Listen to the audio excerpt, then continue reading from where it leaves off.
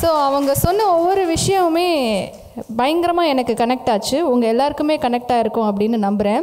ஏன்னா பெண்கள் எப்பயுமே நமக்கு சொல்லிக் கொடுக்குறது என்னென்னா, நம்ம யாருக்காவது ப்ரூஃப் பண்ணிக்கிட்டே இருக்கணும். ஒரு நல்ல பொண்ணாக நம்ம அப்பா அம்மாவுக்கு ப்ரூஃப் பண்ணணும், ஒரு நல்ல மனைவியாக ப்ரூஃப் பண்ணணும், நல்ல மருமகளாக ப்ரூஃப் பண்ணணும், நல்ல அம்மாவாக ப்ரூஃப் பண்ணணும். நீங்கள் நல்லா யோசிச்சு பாருங்கள். நீங்கள் குழந்தையெல்லாம் பெற்றுட்டு வேலைக்கு போகிறீங்கன்னு வச்சுக்கோங்களேன். இந்த ப்ரெக்னென்சி லீவ்லாம் முடிச்சுட்டு உடனே நம்மக்கிட்ட கேட்பாங்க, 6 மாத குழந்தைய விட்டுட்டு எப்படிங்க வேலைக்கு வந்தீங்க, தாய் பாசம் இல்லையா அப்படின்னு. யாராவது தந்தைக்கிட்ட போய் தந்தை பாசம் பற்றி கேட்டிருக்காங்களா? ஒரு நாளும் கேட்க மாட்டாங்க.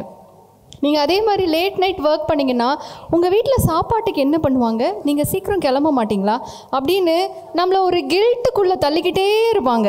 நமக்கே ஆமாம், நம்ம ஒரு நல்ல அம்மாவாக இல்லை, நம்ம ஒரு நல்ல மனைவியாக இல்லை, நம்ம போய் சூடாக இட்லி சட்னி எல்லாம் செஞ்சு கொடுத்து அவங்களுக்கு ஊட்டியே விட்டால் தான் நம்ம ஒரு நல்ல அம்மா நல்ல மனைவி அப்படின்னு அந்த கில்ட் கான்ஷியஸ் நமக்கு ஏற்படுத்திக்கிட்டே இருப்பாங்க. சரண்யா மேம் ரொம்ப அழகாக சொன்னாங்க, நீங்கள் எந்த இடத்துலையுமே அந்த கில்ட் கான்ஷியஸ் அப்படிங்கிறது நமக்கு நாமே ஏற்படுத்திக்க தேவையில்லை. ஏன்னா எப்படி ஒரு ஆண் ஒரு ஐடென்டிட்டிக்காக அவர் உழைக்கிறாரோ அதே போன்று ஒரு பெண் அவங்களுடைய ஐடென்டிட்டிக்காக உழைக்கிறது அப்படிங்கிறது தப்பு கிடையாது. ரெண்டுத்தையும் பேலன்ஸ் பண்ணி பண்ண முடியும் அப்படிங்கிறத தான் அவங்க ரொம்ப அழகாக இன்றைக்கி சொல்லியிருக்காங்க. ஸோ நிச்சயமாக இந்த தாட் உங்கள் எல்லாருக்குமே யூஸ்ஃபுல்லாக இருக்கும் அப்படின்னு நம்புகிறோம்.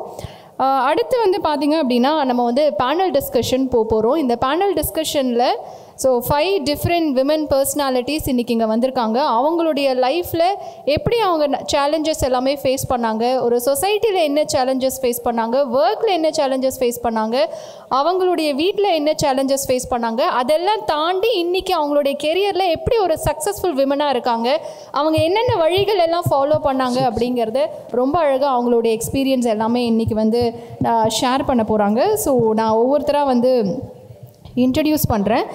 இந்த விமன் பேனல் டிஸ்கஷனுக்கான மாட்ரேட்டர் அப்படின்னு பார்த்திங்கன்னா, இவங்க அறிவு கூர்மை, தொடர் வாசிப்பு, விடாமுயற்சி, நீடித்த பொறுமை, கடும் உழைப்பு, இது எல்லாமே மல்டி டாஸ்கிங்காக வச்சுருக்கக்கூடிய டிஜிட்டல் மார்க்கெட்டிங் அப்படிங்கிற துறையில் பேராசிரியராக கிரேட் லேக்ஸ் சிம்பியாசிஸ், பாரதிதாசன் யூனிவர்சிட்டி, தமிழ்நாடு விவசாய பல்கலைக்கழகம், காந்தி தொழில்நுட்பம் மற்றும் நிர்வாக கல்லூரி அப்படின்னு இந்தியாவோட நிறைய எஜுகேஷன் இன்ஸ்டிடியூஷனில் இயங்கிக்கிட்டு வரக்கூடிய சங்கீதா அபிஷேக் அவர்களை அன்போடு மேடைக்கு வரவேற்கின்றோம். Please welcome ma'am. ஸோ இன்றைக்கி இந்த செஷனை இவங்க தான் மாடரேட் பண்ண போகிறாங்க. ஸோ அடுத்ததாக ஆண்களோட துறையாக மட்டுமே இன்றைக்கும் பலரால் பார்க்கக்கூடிய காவல்துறையில் பெண்களும் பங்கேற்க முடியும், ஆண்களை மிஞ்சக்கூடிய அளவில் அந்த துறையில் பெண்களும் பணியாற்ற முடியும், அயராத திறமையால் நம்ம உழைச்சோம் அப்படின்னா உயர்ந்த பொறுப்புகளை எட்ட முடியும் அப்படின்னு தன்னுடைய திறமை, நேர்மை, அர்ப்பணிப்பால் சாதித்து தமிழ்நாடு காவல்துறையின் முதல் பெண் டிஎஸ்பி அப்படிங்கிற பெருமையை பெற்றவர். எஸ்பியா, போலீஸ் கமிஷனரா, போலீஸ் ஐஜியா படிப்படியான உயர்வுகளை பெற்று இப்போது ரயில்வே ஏடிஜிபி பொறுப்பில் இருக்கக்கூடிய திருமதி வனிதா ஐபிஎஸ் அவர்களை அன்போடு மேடைக்கு அழைக்கின்றோம்.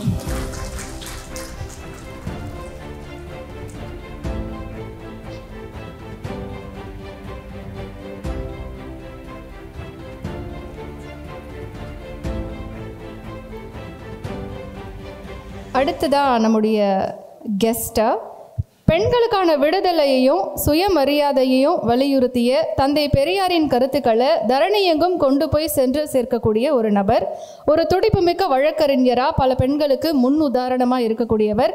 அரசியலாக அதுக்கெல்லாம் பெண்கள் சரிப்பட்டே வரமாட்டாங்க அப்படின்னு சொல்லக்கூடிய இந்த சமூகத்தில் எப்படி அரசியல் கருத்துக்களை ஆழமாக, நிதானமாக, தெளிவாக இன்றைக்கி இருக்கக்கூடிய அனைத்து தரப்பு மக்கள்கிட்டையும் கொண்டு போய் சேர்க்கும் வழக்கறிஞர் மதிவதனி அவர்களை அன்போடு மேடைக்கு அழைக்கின்றோம். என் அடுத்த கெஸ்ட் ஒவ்வொரு நாளும் புது புது நட்சத்திரங்கள் மின்னி மறையக்கூடிய சின்னத்திரை உலகில் ஒரு தசாப்தத்திற்கும் மேலாக மின்னக்கூடிய நட்சத்திரம், தமிழகத்துடைய ஒவ்வொரு வீட்டின் மருமகள் திருமதி சுஜிதா அவர்களை அன்போடு மேடைக்கு அழைக்கின்றோம். சாஃப்ட்வேர் என்ஜினியராக பணியை தொடங்கி இன்றைக்கி வெற்றிகரமான தொழில் முனைவோராக வலம் வந்து கொண்டிருப்பவர் நம்முடைய அடுத்த கெஸ்ட். மாணவர்களுக்கு கல்வி தொடர்பான விளையாட்டுகளை உருவாக்கியவர். சிவிஏஏ அப்படிங்கிற ப்ராடக்டை உருவாக்கி இன்றைக்கி 135 நாடுகளுக்கும் அவங்களுடைய ப்ராடக்ட் பயன்படுத்தப்படுது. செயற்கை நுண்ணறிவு துறையில் தனி முத்திரையை பதித்து கொண்டிருக்கக்கூடிய Sona Udayappan, CEO and co founder of CV அவர்களை அன்போடு மேடைக்கு அழைக்கின்றோம். ஸோ இந்த பேனல் டிஸ்கஷன் அப்படிங்கிறது ஒரு டிஸ்கஷனாக இல்லாமல் அடுத்து உங்களுடைய லைஃப்பில் நீங்கள் என்ன ஸ்டெப்பை எடுத்து வைக்கணும். இது வரைக்கும் நீங்கள் ஒரு டெம்ப்ளேட்டில் நம்ம இருந்திருக்கோம் அப்படின்னா அந்த டெம்ப்ளேட்லேருந்து தாண்டி சார் சொன்ன மாதிரி மிகப்பெரிய கனவுகளை நோக்கி நம்முடைய முதல் அடியை எடுத்து வைக்கக்கூடிய ஒரு பேனல் டிஸ்கஷனாக இது இருக்கும் அப்படின்னு நான் நம்புகிறேன். Over to you ma'am. எல்லாருக்கும் வணக்கம். ஸோ இப்போது மேடையில் நம்மளோட விமன் இன் பவர், அதுவும் டிஃப்ரெண்ட் ஃபீல்ட்ஸ்லேருந்து வந்திருக்காங்க. ஒவ்வொருத்தரும் அவங்களோட ஃபீல்டில் ஒரு முத்திரையை பதிச்சிருக்காங்க.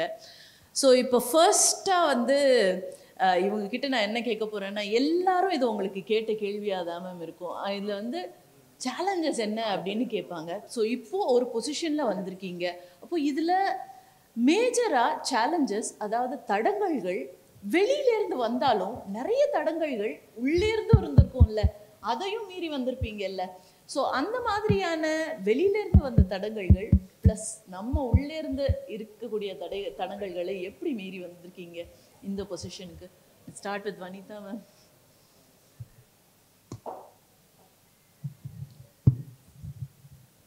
அனைவருக்கும் வணக்கம்.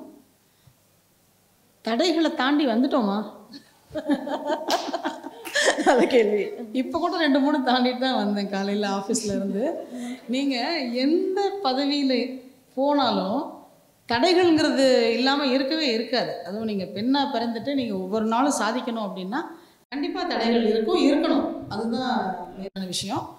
இந்த காவல்துறைக்கு நீங்கள் ஏன் வந்தீங்க அப்படின்னா, நான் பேசிக்கலி நான் வந்து சாஃப்ட்வேர் இன்ஜினியர் தான். நான் இன்ஜினியரிங் முடிச்சுட்டு இங்கே வந்தேன். வந்துட்டு என்ன வந்த விஷயம் என்னென்னா, அப்போல்லாம் வந்து இந்த ஒரு ஆட்டோ சங்கர் கேஸ் எல்லாம் நடந்த டைமு. அப்போ வந்து சென்னையில் போனால் ஆட்டோ எடுத்து போகக்கூடாது அப்படின்னு சொல்லி வீட்டில் விட்டுருப்பாங்க. மதுரையிலேருந்து நான் வந்தேன். ஸோ ஆட்டோவில் போக முடியாது. எது சேஃபான வழி அப்படின்னு பார்த்தீங்கன்னா, இந்த ஒயிட் கலர் அம்பாசடர் வித் அந்த ரெட் சைரன் வந்து ஒரு பெரிய ஒரு பவர் மாதிரி எனக்கு ஒரு ஃபீல் தோணுச்சு அப்போ. ஏன்னா ஒரு மாதிரி இன்செக்யூரிட்டி வந்து அந்த டைமில் ரொம்ப இருந்த டைமு. அப்போ பார்த்தேன், எதுக்கு இதெல்லாம் பண்ணிக்கிட்டு நம்ம வந்து பேசாமல் போலீஸ் ஆயிடலான்னு தோணுச்சு. ஏன்னா டிராஃபிக் சிக்னலில் அவங்க பாட்டுக்கு போகிறாங்க, யாரை பார்த்தாலும் அரட்டுறாங்க, யாரை பார்த்தாலும் உருட்டுறாங்க. நம்ம இது பண்ணிட்டோன்னா ஒன்றும் பிரச்சனை இல்லைன்னு தோணுச்சு. அதுதான் போலீஸ் வேலைக்கு வந்ததுக்கு காரணம். தடைகள் வந்து மனத்தடைகள் வந்து நமக்கு இயல்பாகவே சின்ன வயசுலேருந்து இருக்கும். தமிழ் நீங்கள் நிறைய படிச்சிங்கன்னா தடைகளை தகர்க்கிறது ரொம்ப ஈஸி. ஏன்னா நீங்கள் போய் உட்காந்து யூ கேன் வின்னு ஷிவ்கேரா படிங்க, அது படிங்க, இது படிங்கிறத விட திருக்குறள் படிங்க, பாரதியார் படிங்க, ஆத்திசூடி படிங்க. சின்ன வயசில் நீங்கள் வந்து ஒரு நல்ல தமிழ் மீடியத்தில் படிச்சிங்கனாலே உங்களுக்கு வந்து யாரோவோ ஆக வேண்டிய கஷ்டம் இருக்காது. ஏன்னா நம்ம யோசிக்கிறது தமிழில், பேசுகிறது தமிழில், வீட்டில் பேசுகிறது தமிழில். பாதகம் செய்பவரை கண்டால் நீ பயங்கொள்ளலாகாது பாப்பான்னு பாரதியார் சொன்னால் பயம் நம்ம கொள்ள மாட்டோம்.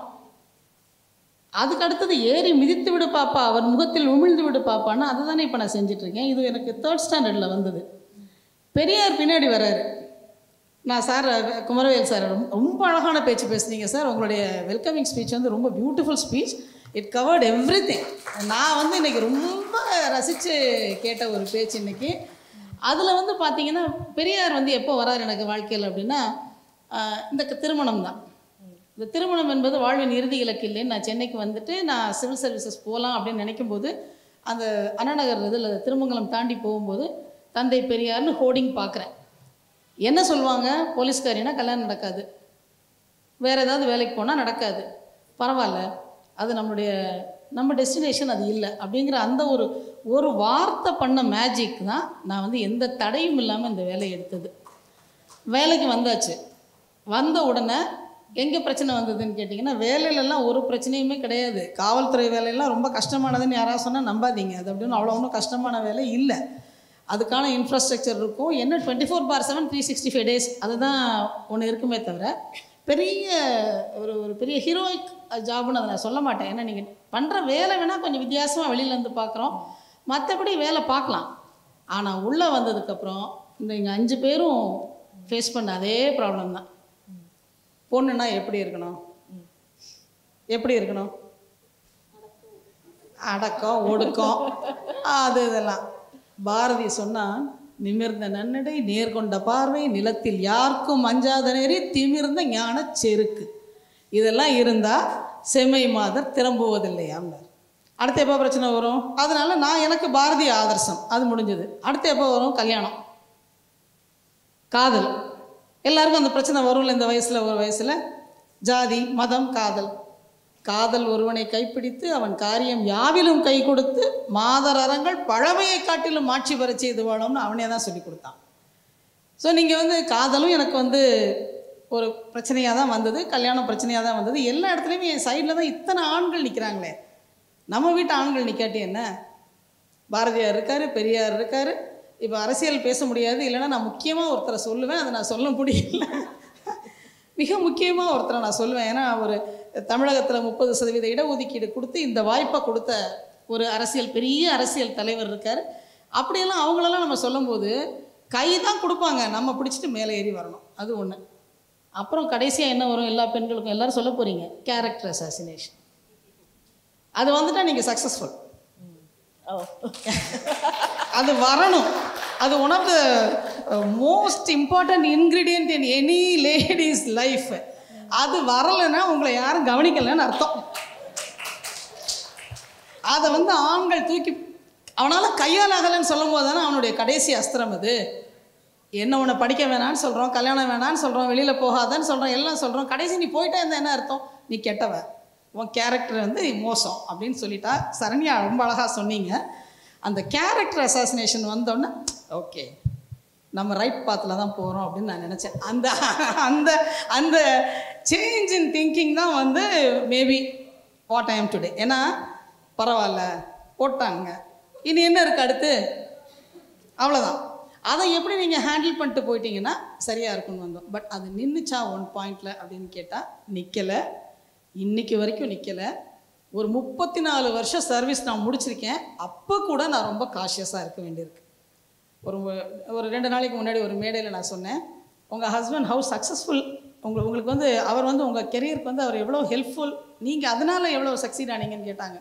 அவர் செஞ்சாரா செய்யலாம் எனக்கு தெரியலங்க, ஆனால் அவர் செஞ்சாருன்னு சொல்ல கம்பல்ஷன் வச்சுருக்கீங்க பாரு.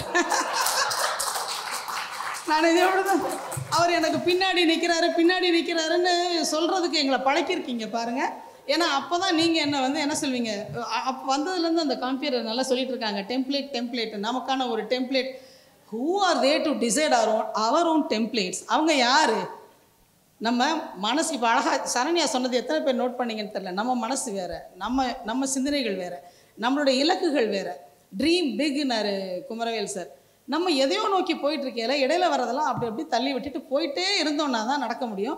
ஆனால் நான் சொன்னேன், நானும் சொல்கிறேன், என் ஹஸ்பண்ட் எங்கேயோ நிற்கிறாருன்னு நான் சொல்லுவேன். பட் அவர் எங்கே நிற்கிறாருன்னு எனக்கே தெரியாது. ஆனால் அவரை நான் கொண்டாடி தீர்க்க வேண்டிய ஒரு கட்டாயத்தில் சமுதாயத்தில் நான் இருக்கேன். வச்சுக்கோங்க, அது if it is comfortable to you நீங்கள் வச்சுக்கோங்க. பட் எனக்கு அது இட் டசன்ட் மேட்டர். ஏன்னா இலக்குகளை செட் பண்ணிட்டோம், பாதையை தேர்ந்தெடுத்தாச்சு, போயிட்டே இருக்கோம். எவ்வளோ தூரம் போக முடியுமோ, எவ்வளோ நாள் கடவுள் கொடுக்குறாரோ போயிட்டே இருப்போம். இன்னும் நாளைக்கு நான் என்னவாக இருப்பேன்னு எனக்கு தெரியாது, இன்னும் 10 வருஷத்தில் நான் என்னவாக இருப்பேன்னு தெரியாது. ஆனால் நான் நானாக இருப்பேன் என்பது மட்டும் எனக்கு தெரியும். ஸோ தடைகள் இருந்துச்சு, இருக்க போகுது. கேள்வி கேட்குற எல்லாருமே என்ன கேட்குறீங்கன்னா, ஆஹா சக்ஸஸ்ஃபுல் ஆகிட்டீங்க, ஒரு பொசிஷனுக்கு வந்துட்டீங்க, தென் வாட்னு கேட்குறீங்க. Then what? More problems, more time to solve. Right. Yeah, Sujitha. So நீங்கள் ஃபேஸ் பண்ணது என்ன? உங்களை குழந்தை நட்சத்திரமாக பார்த்துருக்கோம், இப்போ வரைக்கும் பார்த்துட்டே இருக்கோம். ஸோ நிறைய யூ பிகம் வெரி பாப்புலர் இல்லை? ஸோ இந்த ஃபீல்டில் உங்களுக்கு என்னென்னலாம் சேலஞ்சஸ் வந்திருக்கு? நான் இப்போது எல்லாருக்கும் வணக்கம். நான் இப்போ இருக்கிற சுஜிதா அப்படிங்கிறத விட எனக்கு நிறைய ஆசைகள், நிறைய லட்சியங்கள் அதெல்லாம் இருந்த சுஜிதா தான். அதெல்லாம் தடை செய்யப்பட்டதும் தான். எத்தனை பேருக்கு இந்த பாட்டு தெரியும்னு எனக்கு ஞாபகம் இருக்கா உங்களுக்குலான்னு தெரியல. நான் என்னுடைய குழந்தை காலத்தில் இந்த ஒளியம் ஒளியம் பார்ப்போம்ல, அந்த மாதிரி இந்த பாட்டை நான் அடிக்கடி கேட்டு அது மனசில் ஆழ்ந்து பதிஞ்சிருந்த ஒரு பாட்டு. ஆனா பொண்ணா பிறந்தது என்ன, அதுதான் இங்கே முதல் கேள்வி இப்படின்னு கேட்டிருக்கீங்களா?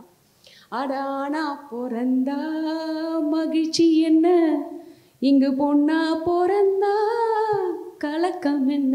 இதை நான் கேட்டிருக்கேன். இந்த பாட்டை நான் பாடுவேன், அதோட மீனிங் கூட தெரியாது, பாடிட்டே சுற்றிட்டு இருப்பேன். ஆனால் நான் ஒரு பொன் குழந்தை, என்னை வச்சு தான் இதை பாடுறாங்கங்கிறது கூட புரியாத வயசில் இந்த பாட்டு என் மனசில் ஆழமாக பதிஞ்சிருந்தது.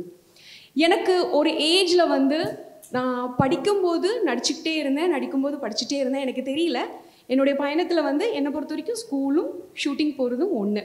ஸ்கூலுக்கு போனால் தப்பாக நம்ம ஹோம்ஒர்க்லாம் பண்ணலன்னா அடி கிடைக்கும், ஷூட்டிங் போனால் நல்லா நடித்தா சாக்லேட் கிடைக்கும், புது ட்ரெஸ் கிடைக்கும். ஸோ எது ரொம்ப பிடிக்கும்?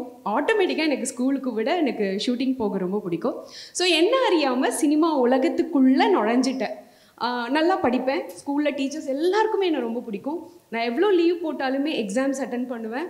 ஸோ உள்ளுக்குள்ளே ஸ்டடீஸ் இருந்திருக்கு. ஆனால் எனக்கு அறியாமல் நான் சினிமாவை ரொம்ப ரசித்தேன். அண்ட் சரண்யா மேம் சொன்ன மாதிரி இந்த இண்டஸ்ட்ரியில் இருக்கிறதுனால அப்படிங்கிற ஒரு கொஸ்டின் மார்க் கேட்டிங்கன்னா, நான் அந்த மாதிரி தப்பான மனிதர்களை பார்த்ததே கிடையாது. எனக்கு ஏன் சினிமா இண்டஸ்ட்ரி ரொம்ப அழகாகவும் க்ரீனரியாகவும் இருக்குது. ஏன்னா நான் குழந்தையிலேருந்து பார்த்துட்ருக்கேன், இவ்வளோ வருஷமாக இருக்கேன், எனக்கு அழகாக தான் இருக்குது. மேபி நான் அழகாக நடந்திருக்கேன் அவங்கக்கிட்ட, அவங்க என்கிட்ட திரும்பி அழகாக நடந்திருக்காங்க. ஸோ நான் இப்போ இருக்கிற ஒவ்வொரு பெண்கள்கிட்டையும் அதை தான் நான் சொல்ல விரும்புகிறேன். நம்ம எந்த துறையில் போனாலும் என்ன வேலை செஞ்சாலும் நம்மக்கிட்ட இருக்கிற ஒழுக்கம் அதுதான் தேவை. அடக்க உடக்கம்லாம் நான் கேட்கல, ஒழுக்கம். நம்மக்கிட்ட இருக்கிற அந்த ஒழுக்கம், நம்ம சிரிக்கிற சிரிப்பு இருக்கு இல்லையா, அதில் ஒரு அழகான சிரிப்பு இருக்குது பெண்கள் கிட்ட. அது கண்டிப்பாக திருப்பி கொடுக்குற ஆண்கள் அதை கொடுப்பாங்க. இதுதான் நம்ம சொசைட்டிக்கு நாம் கொடுக்க வேண்டியதும் எடுக்க வேண்டியதும். நம்ம ஒழுங்காக இருந்தால், ஒழுக்கமாக இருந்தால் எதுவுமே உங்ககிட்ட வராது, பண்ணணும்னு நினைக்கிறவனுக்கு கூட தோணாது. மேபி அதனால் இருக்கலாம். அப்புறம் இன்னொன்று, எங்கள் அம்மா பயங்கர ப்ரொடெக்ஷன், அல்டிமேட் ப்ரொடெக்ஷன். எங்கள் வீட்டில் பார்த்தீங்கன்னா 2 டாட்டர்ஸ் நாங்கள். என் தங்கச்சி வந்து PhD எல்லாம் முடிச்சிட்டா, அவள் காலேஜ் லைஃப் எக்ஸ்ட்ரீமாக என்ஜாய் பண்ணியிருக்கா. நான் வந்து என்னுடைய 10th 9thலலாம் பார்த்தீங்கன்னா 3 லாங்குவேஜில் சீரியலில் ஹீரோயினாக நடிச்சிட்ருக்கேன். நிறைய பேர், இப்போ நான் சொன்னேன், நிறைய பேர் என்கிட்ட சொல்லுவாங்க, நாங்கள் குழந்தையாக படிக்கும்போது நீங்கள் ஹீரோயின். S, exactly. நானும் அப்போ குழந்தை தான், நானும் அப்போது ஸ்கூலில் தான் படிச்சுட்டு இருந்தேன். அவ்வளோ ஏர்லியாக சீரியலுக்குள்ளே போனேன். அதுக்கு காரணம் இப்போ இந்த பாயிண்ட்டுக்கு வர தடை. எனக்குள்ளே என்ன பயம்னா, அப்போ எல்லாரும் சொல்லுவாங்க, மீனா குழந்தை நட்சத்திரம், அடுத்து அவங்க ஹீரோயின் ஆகிட்டாங்க. பேபி ஷாலினிக்கு அப்போ அந்த டைமில் பேபி ஷாலினி ஹீரோயின் ஆகலை, மீனா மேம் அந்த மாதிரி சில நடிகர்கள் இருந்தாங்க. அவங்க சிலர் வந்து குழந்தை நட்சத்திரம், அடுத்து அவங்க ஹீரோயின் அப்படிங்கிற மாதிரி குழந்தை நட்சத்திர பெண் குழந்தைங்களை வந்து மெதுவாகவே ஆட்டோமேட்டிக்காகவே இண்டஸ்ட்ரியில் எல்லோரும் நோட் பண்ணுவாங்க. ஏன்னா அழகாக இருந்தாங்கன்னா அவங்கள ஒரு நல்ல ஒரு ஹீரோயினாக கொண்டு வரலாம். ஸோ நான் கோயடில் படித்தேன், என்னுடைய ஃப்ரெண்ட்ஸ் எல்லாம் பசங்கள்லாம் சொல்லுவாங்க என்கிட்ட, அடுத்த ஹீரோயின் இந்த வருது பாரு அப்படின்னு சொல்லும்போது எனக்கு ஒரு இன்செக்யூரிட்டி, எனக்கு அது ஒரு தடையாக இருந்தது. ஏன்னா சினிமாவில் ஹீரோயின், அஃப்கோர்ஸ் நான் வந்து நான் சொன்ன மாதிரி குழந்தையிலேருந்தே நான் சினிமாவில் இருக்கேன். அப்படி இருக்கும்போது சினிமாவில் ஒரு நல்ல இடத்த சாதிக்கணும்னா, நடிகையாக இருக்கும்போது ஒரு நல்ல நடிகை, ஒரு நல்ல ஒரு ஹீரோயின் ஆகணும் அப்படிங்கிறது என்னுடைய ஆசையாக இருக்கலாம். எனக்கு அதையும் விட ஸ்டோரி எழுதுறது ரொம்ப பிடிக்கும். கதை, திரைக்கதை, டைரக்ஷன் ரொம்ப ரொம்ப பிடிக்கும். அது ஏன்னு தெரியாது. மணிரத்னம் சார் கூட ரோஜா நடிக்கும்போது எனக்கு 7 வயசு கூட இருக்காதுன்னு நினைக்கிறேன். ஆனால் ஸ்டில் ஐ ரிமெம்பர், அவர் டைரக்ஷன் பண்ணிட்டு இருக்கும்போது எனக்குள்ள அவர் மேலே ஒரு காதல் இருந்தது. அது ஒரு குழந்தை காதல் தான். நான் சொல்கிறது அன்பு, காதல்ங்கிறது வேற அர்த்தம் இல்லை. எனக்கு அந்த டைரக்டருங்கிற போஸ்ட்டை ரொம்ப ரசித்தேன். ஏன்னா அவர் எல்லாரையும் ரூல் பண்ணிட்டு இருந்தார். பெரிய பெரிய நடிகர்கள் அவர் சொல்கிறத செய்கிறாங்க, கேமராமேன் அவர் சொல்கிறத செய்கிறாங்க, எல்லாருமே ரூல் பண்ணும்போது எனக்கு அந்த பொசிஷன் வரணும்னு ஆசை. ஆனால் ஒரு டைரக்டர் ஆகிறதுக்கு என்னெல்லாம் பண்ணணும்னு தெரியுமா உங்களுக்கு? நம்ம ஒரு கதையை நம்ம ரெடி பண்ணணும், ஸ்க்ரீன் பிளே ஒர்க் பண்ணணும், அதுக்காக அசிஸ்டன்ட் டைரக்டராக ஒர்க் பண்ணணும். இது எல்லாத்துக்கும் எங்கள் வீட்டில் தடை. உனக்கு அதெல்லாம் செட் ஆகாது. உன்னை வந்து என்னை வந்து ரொம்ப கம்ஃபர்டபுளாக எங்கள் அம்மா பார்த்துக்கிட்டாங்க. எங்கள் அம்மா வந்து சிங்கிள் பேரண்ட் தான், அவ்வளோ போல்டான லேடி. ரொம்ப முன்னாடியே கல்யாணம் பண்ணி சென்னை வந்துட்டாங்க. பட் இருந்தாலும் அவங்களால என்ன ரொம்ப ப்ரொடெக்ட் பண்ணியே வச்சுக்கணும். ஏன்னா அவங்க சினிமாவில் இல்லைல்ல, நான் சினிமா இல்லையா. ஸோ என்னை ப்ரொடெக்ட் பண்ணணும்னு ஓவர் ப்ரொடெக்டிவாக இருந்ததுனாலேயோ என்னவோ நான் ஆசைப்பட்டதை என்னால் சாதிக்க முடியல. அப்போ சேஃபரான ஒரு இடம்னா சின்ன திரை. ஸோ கிளாமராக நடிக்க வேண்டாம், அங்கே லவ் சீன்ஸ் கிடையாது, யாரும் உங்களை தப்பாக பேச மாட்டாங்க அப்படின்னு என்னை அங்கே ப்ளேஸ் பண்ணாங்க. நான் அங்கேயே ஜேர்னி ஆரம்பித்து அப்படியே கண்டினியூ பண்ணேன். ஒரு ஏஜ்க்கு அப்புறம் எனக்கே ஃபீல் ஆச்சு, நல்ல நடிகையாக வந்திருக்கலாமே, ஒரு நல்ல படங்கள் பண்ணியிருக்கலாமே. ஏன்னா கிளாமர் மட்டும் இல்லை சினிமா, நல்ல கதாபாத்திரங்கள் கூடிய நல்ல ஒரு சினிமாவையும் நம்ம பார்த்துருக்கலாம். அது எனக்கு ஒரு ஏஜ்க்கு அப்புறம் தான், அது ஒரு ரிக்ரெட். ஸோ இப்போ எனக்கு என்ன தடை செய்யுது அப்படின்னு கேட்டிங்கன்னா, எதுவுமே என்னை தடை செய்யலை. என் மைண்டில் வந்து நான் பண்ணணுங்கிறத பண்ணத்தான் போகிறேன், ஆசைப்படுறத செய்யணுங்கிறது அந்த ஒரு கான்ஃபிடென்ட் இருக்குது. எப்போவுமே எனக்கு ஏஜ் ரிவர்ஸாக ஃபீல் ஆகுது. நான் 20 வயசுல ஒரு 40 வயசு பொண்ணு மாதிரி இருந்தேன். இப்போ ஒரு 20 வயசு பொண்ணு மாதிரி நான் ஃபீல் பண்ணுறேன். ஸோ அந்த கான்ஃபிடென்ட் எனக்கு எப்போ வந்துச்சுன்னா, மேபி இந்த வயசு வந்ததுனாலையோ அப்படின்னு கூட எனக்கு தோணுது. ஸோ இது எல்லாமே நம்ம பிரேக் பண்ண வேண்டிய விஷயம். உங்கள் வயசுக்கு உங்கள் மனசு என்ன சொல்லுதோ அதை செய்யுங்க. உங்கள் பேரண்ட்ஸ் ஒத்துக்கலைன்னா அவங்களுக்கு புரிய வைக்க பாருங்கள். இல்லைன்னா நீங்கள் சொன்ன மாதிரி செல்ஃப் லவ் நீங்கள் சாதிச்சு காட்டுங்க, அதுக்கப்புறம் புரிஞ்சுப்பாங்க.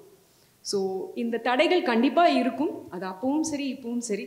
அதை நம்ம எப்படி ஓவர் கம் பண்ணுறோம் அப்படிங்கிறது தான். எங்கே போனாலும் ஒழுக்கமாக இருங்க, அது மட்டும் நான் சொல்லணும்னு நினைக்கிறேன். மதிவதனி, நீங்கள் you are an advocate right, and you also talk about politics a lot. So இப்போது இந்த வயசுலேயே, இந்த யங் ஏஜ்லேயே நீங்களே இண்டிபெண்ட்டாக ப்ராக்டிஸ் பண்ணுறீங்கல்ல, it's not easy to do that. Mostly advocates வந்து ஒரு சீனியர் கிட்ட தான் ப்ராக்டிஸ் பண்ணுவாங்க. So how do you handle that? என்கிட்ட வந்து அரசியல் பேசக்கூடாதுன்னு சொல்லிட்டாங்க, அதனால நான் பேச மாட்டேன். அரசியல் பேச மாட்டேன்னு சொல்கிறதே ஒரு அரசியல் தான். அதை நம்ம புரிஞ்சுக்கலாம். ஓகே, அதுக்கடுத்து இப்போது அக்கா சுஜிதா அவங்க பேசினாங்க. நான் சும்மா சாதாரணமாக சொல்கிறேனே, அந்த விமன் ஃபேஸ் பண்ணக்கூடிய பிரச்சனைகளுக்கு சொல்லிட்டு நான் பதில் சொல்கிறேன். இப்போ அவங்க ஃப்ளோவில் பேசினாங்க இல்லையா, அது அவங்க பாட்டம் ஆஃப் த ஹார்ட்லேருந்து பேசினாங்க. இதுவே ஒரு யூடியூப் சேனல் வந்திருக்காங்க, ஒரு 10 பேர்னு வச்சுக்கோங்க. நாளைக்கு தம்ப்நெயில் என்ன வரும்னா, சின்னத்திரை நட்சத்திரத்திற்கு இயக்குனருடன் காதலாம் அப்படின்னு. அவங்க வந்து பேசின விஷயமே வேற. ஆனால் அதுவே வந்து ஒரு இயக்குனர் இந்த இடத்துல உட்காந்து உண்மையாகவே ஒரு நடிகை மேலே காதல்னு சொன்னால் கூட அது தம்ப்நெயிலா வராது. ஏன்னா அவருக்கு கௌரவம் இருக்குல்ல, நாங்கெல்லாம் சும்மா தானே இருக்கோம் சொசைட்டியில். அதனால அவங்களுடைய கௌரவம் முக்கியன்ற மாதிரி இப்படி ஒரு கட்டத்தில் தான் இது மட்டும் சினிமாவில் இருந்தால் தான் இப்படி அப்படிலாம் கிடையாது. நீங்கள் அட்வொகசி அப்படின்னு பார்த்தீங்கன்னாவே, மேம் சொன்னாங்க, போலீஸாக இருக்கவங்களுக்கு மட்டும் இல்லை, வக்கீல்களுக்கெல்லாம் கல்யாணமே ஆகக்கூடாதுன்ற மாதிரிலாம் இங்கே இருக்குது. ஏன்னா வாய் ரொம்ப பேசுவாங்க. ஏன்னா இங்கே பிரச்சனையே என்னென்னா பொண்ணுங்க பேசுறது தான். இப்போ படங்கள்லையும் சரி சினிமாலையும் சரி, யார் ரொம்ப நல்ல பொண்ணுன்னு கேட்டால் பேசாத பொண்ணு தான். பிடிச்சதை கூட அந்த பொண்ணு கேட்காம இருக்கிற பொண்ணு தான் நல்ல பொண்ணு அப்படின்ற ஒரு விஷயம் இருக்கு இல்லையா. அதை பிரேக் பண்ணக்கூடிய ஒரு துறைகளில் தான் இப்போ போலீஸாக இருக்கட்டும், அட்வொகசியாக இருக்கட்டும், இது எல்லாமே. அப்போ எனக்கு என்ன பிரச்சனைன்னு கேட்டிங்கன்னா, கோர்ட்டுக்குள்ளே படிக்க போகிறது வந்து நான் ரொம்ப விரும்பி, நான் ஆனால் அட்வொகேட் தான் ஆவேன்லாம் நான் படிக்கலை. வெளிப்படையாக சொல்லணும்னா, நான் என்னோட 15 வயசில் எங்கள் அப்பா இறந்துட்டாங்க. எங்கள் அப்பாவோட ப்ராட்டப்பே அவர் வந்து ஒரு பெரிய அரெஸ்ட். அதனால் எனக்கு நினைவு தெரிஞ்சு ஒரு 3 வயசுலேருந்து அவர் என்கிட்ட புத்தகங்களை பற்றி பேசுவார், கூட்டங்களுக்கு கூட்டிகிட்டு போவார். இப்படியே நான் வளர்ந்தப்ப எங்கள் அப்பா இறந்துடுறாங்க. அப்போ அவரோட முறைப்படியே எந்த சடங்கும் இல்லாமல் அவரை நம்ம அடக்கம் பண்ணணுன்றப்போ பெரிய எதிர்ப்பு வருது. ஏன்னா ஒரு ஆர்த்தடாக்ஸான ஒரு ஃபேமிலி செட்டப்பில் இருக்கிறப்போ அந்த மாதிரிலாம் பிரச்சனைகள் வருது. ஸோ அவங்க வந்து எங்களை அப்படியே விட்டுட்டு போகிறாங்க, அப்பாவோட ஃபேமிலி. இன்னைக்கு வரைக்கும் அவங்க எங்கள் கூட பேசுறதில்ல. ரொம்ப நல்ல விஷயமா நான் அதை பார்க்குறேன். ஒருவேளை அவங்க பேசியிருந்தாங்க அப்படின்னு சொன்னால் இன்னைக்கு இங்கே உட்காந்து நான் பேசிகிட்டு இருக்க முடியாது. எங்கள் அம்மா வந்து ரிட்டையர்டு ஹெச்எம். அவங்க எப்படின்னு கேட்டிங்கன்னா, அப்பாவும் அவங்களும் காதல் திருமணம், inter religion inter cost. So அவங்க 2 பேருமே ரொம்ப நான் வளர்ந்த விதமே ரொம்ப ப்ரொக்ரெசிவான தாட்ஸோடய வளர்ந்தேன். +2 முடிக்கிறேன், எனக்கு 1125 மார்க்ஸ். அப்போது நிறைய பேர் கேட்பாங்க, மார்க் எடுத்ததெல்லாம் பெருமையாக சொல்கிறீங்க, மார்க்லாம் ஒரு விஷயம் கிடையாதுன்னு சொல்லுவாங்க. நான் வந்து பர்சனலாக அந்த விஷயத்த சொல்கிறேன், யாருடைய மனசை ஹர்ட் பண்ணுறதுக்காக இல்லை. இங்கே கடவுள் நம்பிக்கை இருக்கக்கூடியவங்க தான் நல்லவங்க, கடவுள் நம்பிக்கை இல்லாதவங்க வந்து மோசமானவங்கன்ற ஒரு மைண்ட் செட் இருக்குது. எனக்கு கடவுள் மீது நம்பிக்கை இல்லை, ஆனால் மனிதர்களை நான் ரொம்ப நேசிக்கிறேன். அதனால தான் என்னால் அவ்வளோ மார்க் வாங்க முடிஞ்சுதுன்னு நான் நினைக்கிறேன். ஏன் அப்படின்னா, திரும்ப திரும்ப என்ன சொல்லுவாங்கன்னா, சாமி கும்பிட்டு போனால் தான் நல்லா படிப்பாங்கன்னு இருக்கு இல்லையா. ஸோ அப்போயே நான் அதை பிரேக் பண்ணணும்னு நினச்சேன். இதுதான் அப்படி வந்துட்டே இருக்கப்போ அட்வொகேட் ஆகணுன்ற ஆசைலாம் இல்லை. பிஎஸ்சி பயோடெக்னாலஜி முடித்தேன், நல்ல எம்என்சிஸ்லாம் ப்ளேஸ் ஆனேன். ப்ளேஸ் ஆனப்போ கரெக்டாக வந்து தமிழ்நாட்டில் நீட் இஷ்யூ வந்தது. ஸோ அதுக்கான ப்ரொட்டஸ்டிங் அதிகமாக ஆகிறப்போ அதுக்கு போகணுமா இல்லை நம்ம இதுக்கு போகணுமான்னு முடிவெடுத்தேன். அப்படியே எல்லா ஆஃபர் எம்என்சி ஆஃபரையும் வச்சுட்டு நம்மளோட ஃபீல்டு இதுதான் சொல்லி வெளியே வந்துட்டேன். வந்தப்போ அதான் ஊர் 4 பேர் பேசுவாங்க, அது மாதிரி 4 பேர் என்கிட்ட கேட்டாங்க, அடுத்து என்ன பண்ண போகிறீங்க, அடுத்து என்ன பண்ண போகிறீங்கன்னாங்க. நான் என்ன பண்ணாலும் நீங்கள் கேட்க தான் போகிறீங்க, ஒரு ப்ரொஃபஷனலாக கோர்ஸாக பண்ணலான்னு சொல்லிட்டு லா எடுத்தேன். லா எடுத்த பிறகு அடுத்து என்ன சொன்னாங்க, சரி இதோட பிஎல் எடுத்துடும், எல்லாம் அமைதியாக இருந்துருவாங்கன்னு பண்ணால், அடுத்து என்ன பண்ண போகிறீங்கன்னு கேட்டாங்க. எம்எல் பண்ண போகிறேன்னு சொன்னேன். பிஎல்ல கோல்டு மெடல். நான் கோல்டு மெடல் வாங்கின பிறகு எம்எல் பண்ணேன். எம்எல் பண்ண பிறகு அடுத்து என்ன பண்ண போகிறீங்கன்னாங்க. கோர்ட்டு சும்மா தானே இருக்காங்க, போகலான்னு சொல்லிட்டு நான் போனேன். அங்கே போனப்போ உண்மையாகவே இதுதான், நான் வந்து அப்படியே அட்வொகேட் ஆகணும் அப்படிலாம் எனக்கு எந்த எண்ணமும் கிடையாது. ஆனால் அங்கே போன பிறகு தான் தெரிஞ்சிச்சு, அந்த நீதிமன்றம் அப்படின்றதே யாருக்கு பலம் இருக்கோ, யாருக்கு பணம் இருக்கோ, யாருக்கு வாய்ஸ் இருக்கோ யாருக்கு ஒரு 2 ஜென்ரேஷன் 3 ஜென்ரேஷனாக தெரிஞ்சிருக்கோ, யாருக்கு மற்ற பின்புலங்கள் இருக்கோ அவங்களுக்கான இடம். நீ சீனியர் இல்லைன்னா உன்னால் ஒன்றுமே பண்ண முடியாது. லிட்ரலாக என்கிட்ட சொல்லியிருக்காங்க. நான் குழந்தையிலேருந்து சுயமரியாதை அப்படி இப்படின்னு சொல்லி வளர்த்தவங்கெல்லாம் சீனியர்கிட்ட போய் அவர் நிற்க சொன்னால் நிற்கணும், உட்கார சொன்னால் உட்காரணும், குப்பை தொட்டியில் எதையாவது தூக்கி போட சொன்னால் குப்பை தொட்டியில் தான் குப்பையை போடணும்னு கற்றுக்கிறதுக்காக ஒரு சீனியர்கிட்ட போக வேண்டிய அவசியம் என்ன இருக்குது அப்படின்ற அளவுக்குலாம் யோசிச்சு, அப்போ நான் ஒன்று தான் ரொம்ப ஸ்ட்ராங்காக அந்த முடிவு எடுத்தேன், போல்டாக எடுத்தேன். 1 மந்த் ஒரு சீனியர்கிட்ட இருந்தேன்.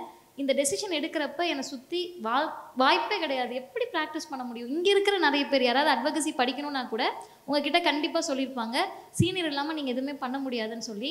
அதெல்லாம் ஒன்றும் கிடையாது, எல்லாமே ஃபோனில் வந்துருச்சு. இன்னும் உங்களுக்கு எளிமையாக நான் புரிய வைக்கணும் அப்படின்னா, 60 வயசில் என்னோட சீனியருக்கு ஒரு கேஸ் வருது, அது 30 வயசுல எனக்கு வந்துருச்சுன்னா அந்த கேஸில் நான் தான் சீனியர். அப்போ வந்து அந்த கான்ஃபிடென்ஸோட தான் நான் தனியாக ப்ராக்டிஸ் பண்ணிட்டு இருக்கேன். தனியாக ப்ராக்டிஸ் பண்ணுறது ஈஸி கிடையாது. அங்கே போனாலே எல்லாம் ஒரு மாதிரி பார்ப்பாங்க. ஏன்னா என்னோட உருவம் வந்து இப்போ நான் போய் 9th ஸ்டாண்டர்ட்னு சொன்னால் கூட நம்புற மாதிரி ஒரு உருவத்தோடு இருக்கிறதுனால எங்கே போனாலுமே இன்னும் எனக்கு கண்டிப்பாக தலை நிறைக்கிற வரைக்குமே என்னை சீனியர் யாரும் ஏற்றுக்க மாட்டாங்க. கோர்ட்லேயுமே யார் சீனியர்னு கேட்டிங்கன்னா தலை நிறைச்சவங்க தான் சீனியர். அப்போ தலை நிறைக்கிற வரைக்கும் நான் ஜூனியராக தான் இருப்பேன். இண்டிபெண்டன்ட் ப்ராக்டிஸ்ன்றது ஈஸி கிடையாது. ஜெயிச்சிட்டேன்னா யாரோ ஒரு 10 பேத்துக்கு ரோல் மாடலாக இருப்பேன், தோத்துட்டேன்னா அது என்னோட போயிடும். அந்த கான்ஃபிடென்ஸோடு தான் பண்ணேன். சூப்பர்.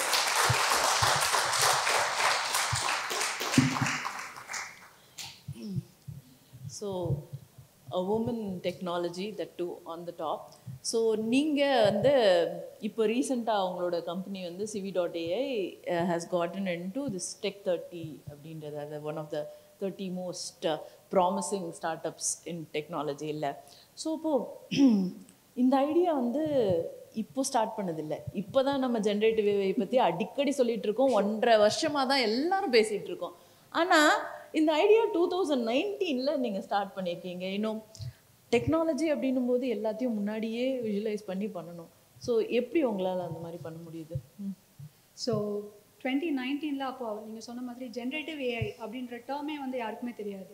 ஸோ அப்போ நாங்கள் வந்து நிறைய பேர்கிட்ட பிட்ச் பண்ணியிருக்கோம் அதை பற்றி. அப்போ எங்களுக்குமே ஜென்ரேட்டிவ் ஏஐ அப்படின்ற டேர்ம் நாங்கள் காயின் பண்ணல.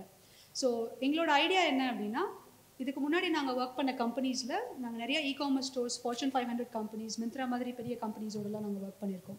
ஸோ அப்போது எங்களுக்கு நிறைய லேர்னிங்ஸ் இருந்தது அதில்.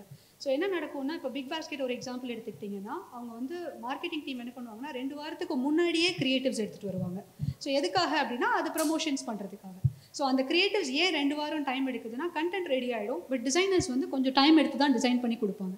ஸோ அப்போது இந்த டைம் டிலேவை வந்து எப்படி மேப் பண்ணுறது, அதை எப்படி கம்மி பண்ணுறது அப்படின்றப்போ தான் எனக்கு வந்து டிசைன் எக்ஸ்பீரியன்ஸ் இருக்குது. ஸோ நான் வந்து ஒரு 10 இயர்ஸ் ஓவர் 10 இயர்ஸ் டிசைன் ஃபீல்டில் இருக்கேன். அதுக்கு முன்னாடி நான் இன்ஜினியரிங் கிராஜுவேட் நான். ஸோ 2-3 இயர்ஸ் சாஃப்ட்வேர் இன்ஜினியராகவும் ஒர்க் பண்ணியிருக்கேன்.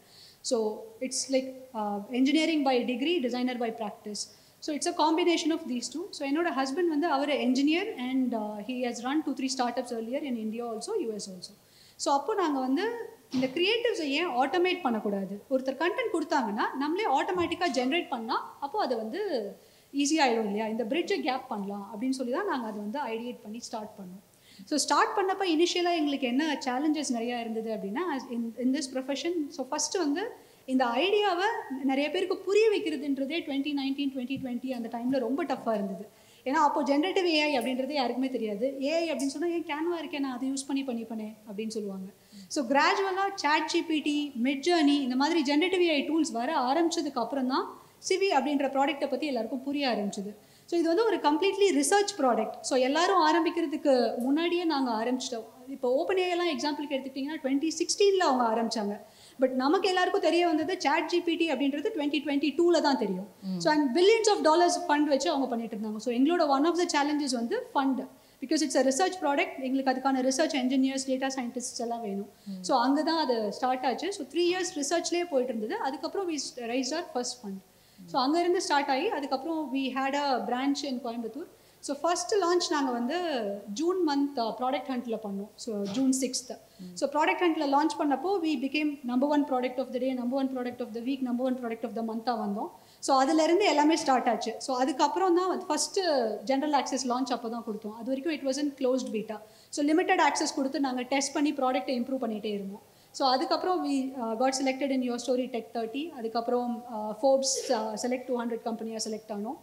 அண்ட் கர்நாடகாவில் டாக்டர் சிஎன் அஸ்வத் நாராயண் அவங்க வந்து ஒன் ஆஃப் த டாப் 20 ஸ்டார்ட் அப்ஸை செலக்ட் பண்ணாங்க. ஸோ இது மாதிரி நிறையா அவார்ட்ஸ் வர ஆரம்பிச்சுது. So that is how this product has started. Okay okay. For the understanding of our audience, டாலி இருக்குது, அதுக்கப்புறமா வந்து மிட்ஜர்னி இருக்குது. ஸோ இதெல்லாம் வந்து நம்மளுக்கு ஓகே இமேஜஸ் ஜென்ரேட் பண்ணி கொடுக்கும். How is it different from these platforms? So இப்போ டாலி எடுத்துக்கிட்டிங்கன்னா இப்போ ஒரு இந்த ஹாலில் இருக்கிறவங்கள வந்து நம்ம ஒரு ஃபோட்டோகிராஃப் எடுக்கிறோம் இல்லையா? ஸோ அந்த ஃபோட்டோகிராஃப் எடுத்து லெட்ஸே நம்ம இந்த ஈவெண்ட்டில் இவங்கெல்லாம் வந்து பேசினாங்க, இந்த மாதிரி ஆடியன்ஸ் இருந்தாங்க அப்படின்னு நம்ம ஒரு போஸ்ட் பண்ணணும் அப்படின்னா just photograph is not enough. So design அப்படின்றது it is a combination of images, content, vectors and everything. But image அப்படின்றது it's just one photograph that you get. So இப்போ உலகத்தில் டேட்டா பார்த்தீங்கன்னா ChatGPT-யால் ஏன் இவ்வளோ பண்ண முடியுதுன்னா ஏகப்பட்ட டெக்ஸ்ட் டேட்டா அவைலபிளாக இருக்குது, பில்லியன்ஸ் ட்ரில்லியன்ஸ் ஆஃப் டேட்டா அவைலபிளாக இருக்குது. இமேஜஸுமே வந்து free data trillions of data அவைலபிளாக இருக்குது. பட் டிசைனை பொறுத்த வரைக்கும் அது வந்து ஒரு லேயர்ட் இன்ஃபர்மேஷன். நான் கீழே ஒரு இமேஜ் வைக்கணும், அது மேலே ஒரு வெக்டர் இருக்கணும், அப்புறம் ஒரு டெக்ஸ்ட் வைக்கணும். இந்த மாதிரி காம்பினேஷனை கம்பைன் பண்ணி கம்போஸ் பண்ணி அதுக்கு மேலே நான் கலர்ஸ் ஆட் பண்ணணும். ஸோ இதெல்லாம் பண்ணுறதுக்கு உலகத்தில் டேட்டா இல்லை. இதை வந்து ஸ்ட்ரக்சர்ட் டேட்டா அப்படின்னு சொல்லுவோம் நாங்கள். அந்த ஸ்ட்ரக்சர்ட் டேட்டா தான் எங்களோட பேஸ் ஆக்சுவலாக. ஸோ நாங்களே வந்து we created our own data set. So அதை வச்சு டிசைன் பண்ணும். ஸோ டிஃப்ரென்ஸ் பார்த்தீங்கன்னா it's image versus design. So prompt கொடுத்தா போதும், சோஷியல் மீடியா போஸ்ட்லாம் க்ரியேட் பண்ணிடலாம். Okay right. Okay ma'am, 1991 you are the first DSP இல்லையா? அப்போ அதுக்கு முன்னாடி உங்களுக்குன்னு ஒரு எக்ஸாம்பிளே இல்லை, ஒரு ரெஃபரன்ஸ் பாயிண்ட்டே இல்லை. உங்களுக்குன்னு ஒரு ஓன் பாத் எப்படி நீங்கள் கார்வ் பண்ணிக்கிட்டீங்க?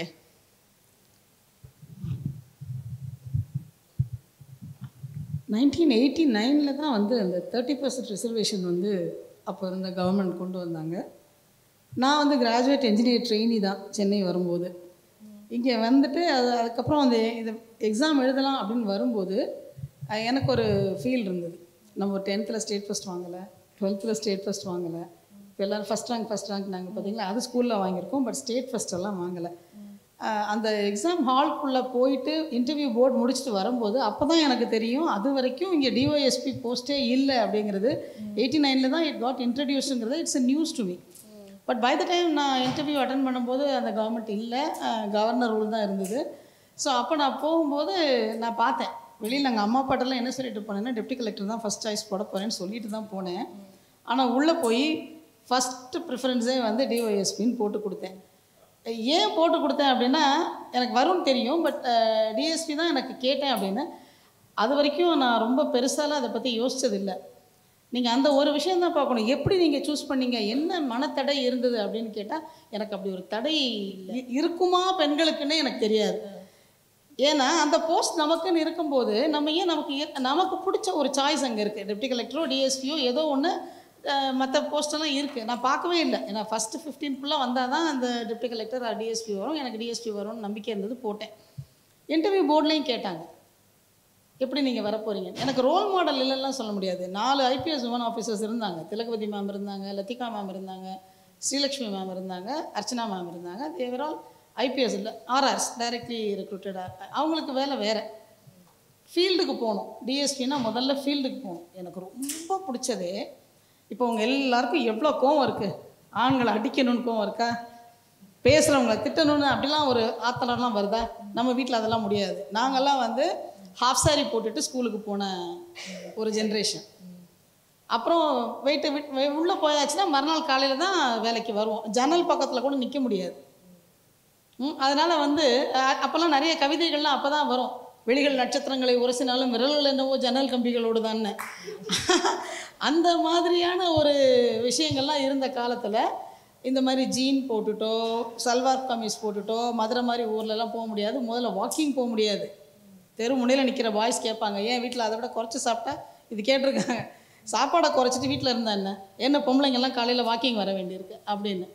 இங்கே தான் நீங்கள் நடக்கலாம், ஓடலாம், மலை ஏறலாம், குதிக்கலாம், துப்பாக்கி சுடலாம், எல்லாமே செய்யலாம். அப்படி ஒரு வேலையை வந்து நம்ம ஏன் வேணான்னு சொல்லக்கூடாது. இந்த கிடைக்காத சுதந்திரம் அங்கே கிடைக்கும் அப்படின்னு நினச்சி தான் நான் போலீஸ் வேலையை எடுத்தேன். பட் மனத்தடை அப்படிங்கிறது வந்து எப்படின்னா, நம்ம பெரிய இப்போ மதிவதனி சொன்ன மாதிரி தான், நம்ம எப்படியாவது போலீஸ் ஆகிடணும் அப்படின்னு பிறந்ததுலலாம் இல்லை. நான் அட்வொகேட் ஆகணும்னு தான் பிறந்ததுலேருந்து ஆசைப்பட்டேன். அதுவும் எதுக்குன்னு கேட்டிங்கன்னா, எங்கள் வீட்டில் 3 சிஸ்டர்ஸ் நாங்கள். அப்போ நான் கொஞ்சம் ஃபேராக இருப்பேன், அக்காலாம் கொஞ்சம் நார்மல் கலராக இருப்பாங்க. நீ டாக்டர், நீ அட்வொகேட், ஒருத்தருக்கும் இன்ஜினியர் கூட அப்போ வரல. ஒருத்தருக்கும் ஒரு ப்ரொஃபஷன் சொன்னாங்க. உனக்கு கருப்பு கவுன் நல்லாயிருக்கும், நீ அட்வொகேட் ஆகுனாங்க. அவ்வளோதான் சொல்லி வச்சுருந்தாங்க. பட் ஒன்ஸ் இங்கே வந்ததுக்கப்புறம் அந்த காக்கி சட்டை போடும்போது எனக்கு என்ன மனசில் தோணுச்சு அப்படின்னா, நிறைய தடைகள் வருது, ட்ரைனிங் பீரியட்லேயே வருது, அந்த ட்ரெஸ் பேட்டர்ன்லேயே வருது. அப்புறம் காலையில் 4 மணிக்கு எந்திரிச்சு நீங்கள் I was trained along with 17 boys. நான் I was the only one girl. முதல் முறையாக டிஎஸ்பி ஆனது பெருசு இல்லை. ஒரு 5 இயர்ஸ் நான் தனியாக ஃபீல்டில் இருந்தேன். 95 தான் அடுத்த உமன் ஆஃபீஸர் வந்தாங்க, மிஸ் தேன்மொழி வந்தாங்க. அது வரைக்கும் நான் 5 இயர்ஸ் ஃபுல்லாக இருந்தேன். அப்போ என்னை கூப்பிட்டு கேட்டாங்க, நீ வந்து SBCID போயிரு, இன்டெலிஜென்ஸ் போயிரு, என்ன கல்யாணம் ஆகணும், நீ காக்கி சட்டை போட்டு வெளியில் போக வேண்டான்னு. நான் சொன்னேன், இல்லை போலீஸ் வேலை பார்த்துட்டு அதுக்கு வீட்டிலே இருந்திருக்கலாம், இல்லை இன்ஜினியராகவே இருந்திருக்கலாமே. இல்லை சார், நான் போகிறேன். எனக்கு பெருமை நான் சொல்லணுன்னா, நான் சிவகங்கையில் ட்ரெயின் அப் ஆனேன், ராம்நாட்டில் இருந்தேன். மதுரை பயங்கர டஃப்பான பீரியட். அப்போல்லாம் வந்து மதுரையில் திருப்பரங்குன்றம் டிஎஸ்பியாக இருந்தேன். அப்புறம் திருநெல்வேலிக்கு முதல் உமன் ஆஃபீஸராக போனேன். நிறைய கொலை கேஸ் பார்த்தேன். நிறைய எனக்கு ஒரு ஸ்டேஜில் என்ன தோணுச்சுன்னா, at the end of the day நான் ஒரு விஷயம் சொல்லணும். ஆனால் எங்கள் சீனியர் ஆஃபீஸர்ஸ் பார்த்தா என்ன நினைப்பாங்கன்னு தெரியாது.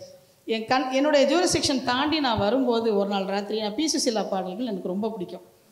அப்படி கேட்டுகிட்டே வந்துகிட்டே இருக்கேன். என் ஜூரிஸ்டிக்ஷன் முடிஞ்சிருச்சு, மதுரை சிட்டிக்குள்ளே வந்துட்டேன்.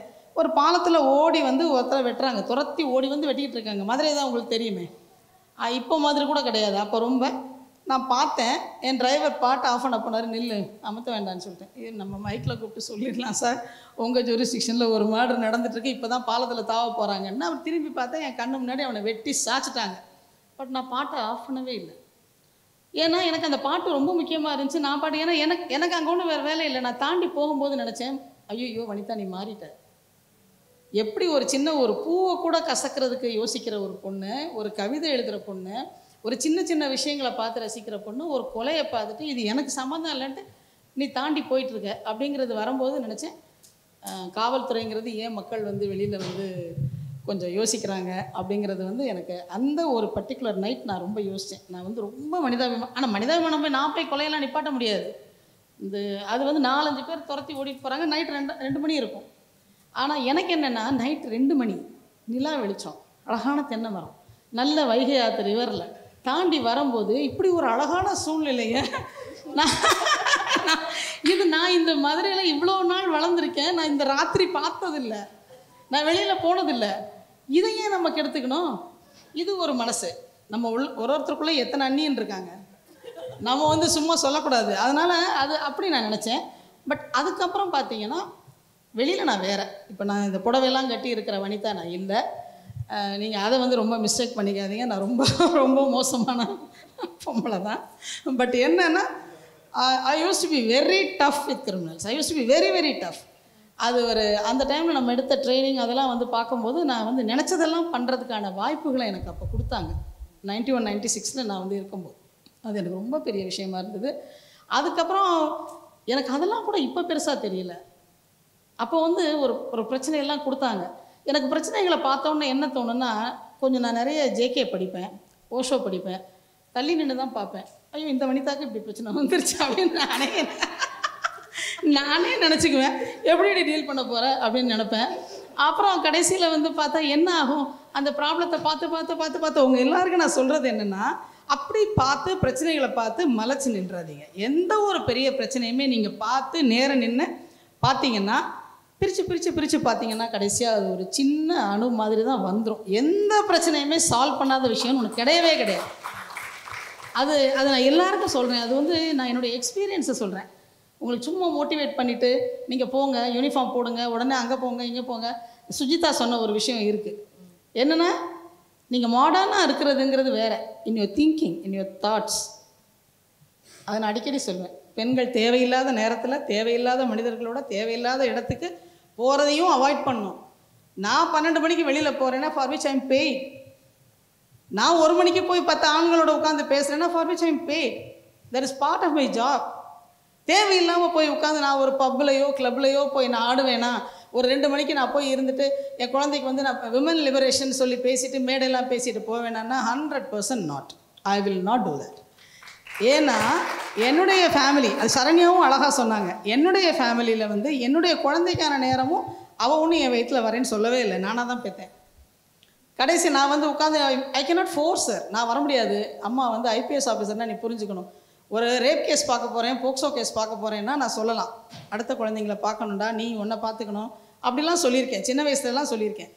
அவளுக்கு கொடுக்க வேண்டிய நேரத்தில் நம்ம குழந்தைய சரி பண்ணுறதுக்கு முன்னாடி நம்ம போய் வெளியில் போய் ஆடுவோன்னா வேலைக்காக நான் எஸ் ஆல் 24 hours என்னை வேலை பார்க்க சொன்னால் நான் பார்ப்பேன், தேவையில்லாத நேரத்தில் நான் போக மாட்டேன். ரெண்டாவது இந்த ட்ரெஸ் ஒன்று இருக்குல்லம்மா, இப்போ எல்லோரும் நாங்கள் காக்கி சட்டை போடும்போது என் ஹஸ்பண்ட் சொன்னார், என் பேட்ச்மேட்டை தான் நான் கல்யாணம் பண்ணேன், அவர் ஒன்றே ஒன்று தான் எனக்கு சொன்னார், என்னென்னா 2 பேரும் குழந்தை பிறந்த உடனே காக்கி சட்டை போட்டு போக வேண்டாம், அதுக்கு அப்பா யார் அம்மா ஆரம்பத்தில் கன்ஃபியூஷன் வந்துடும், நான் வந்து உன்னை வேண்டான்லாம் சொல்லலை, நீ கொஞ்ச நாளைக்கு மஃப்டி ஜாபில் இரு அப்படின்னு சொன்னார். அது வந்து எனக்கு கொஞ்சம் ரீசனபிள் டிமாண்டாக தான் இருந்தது.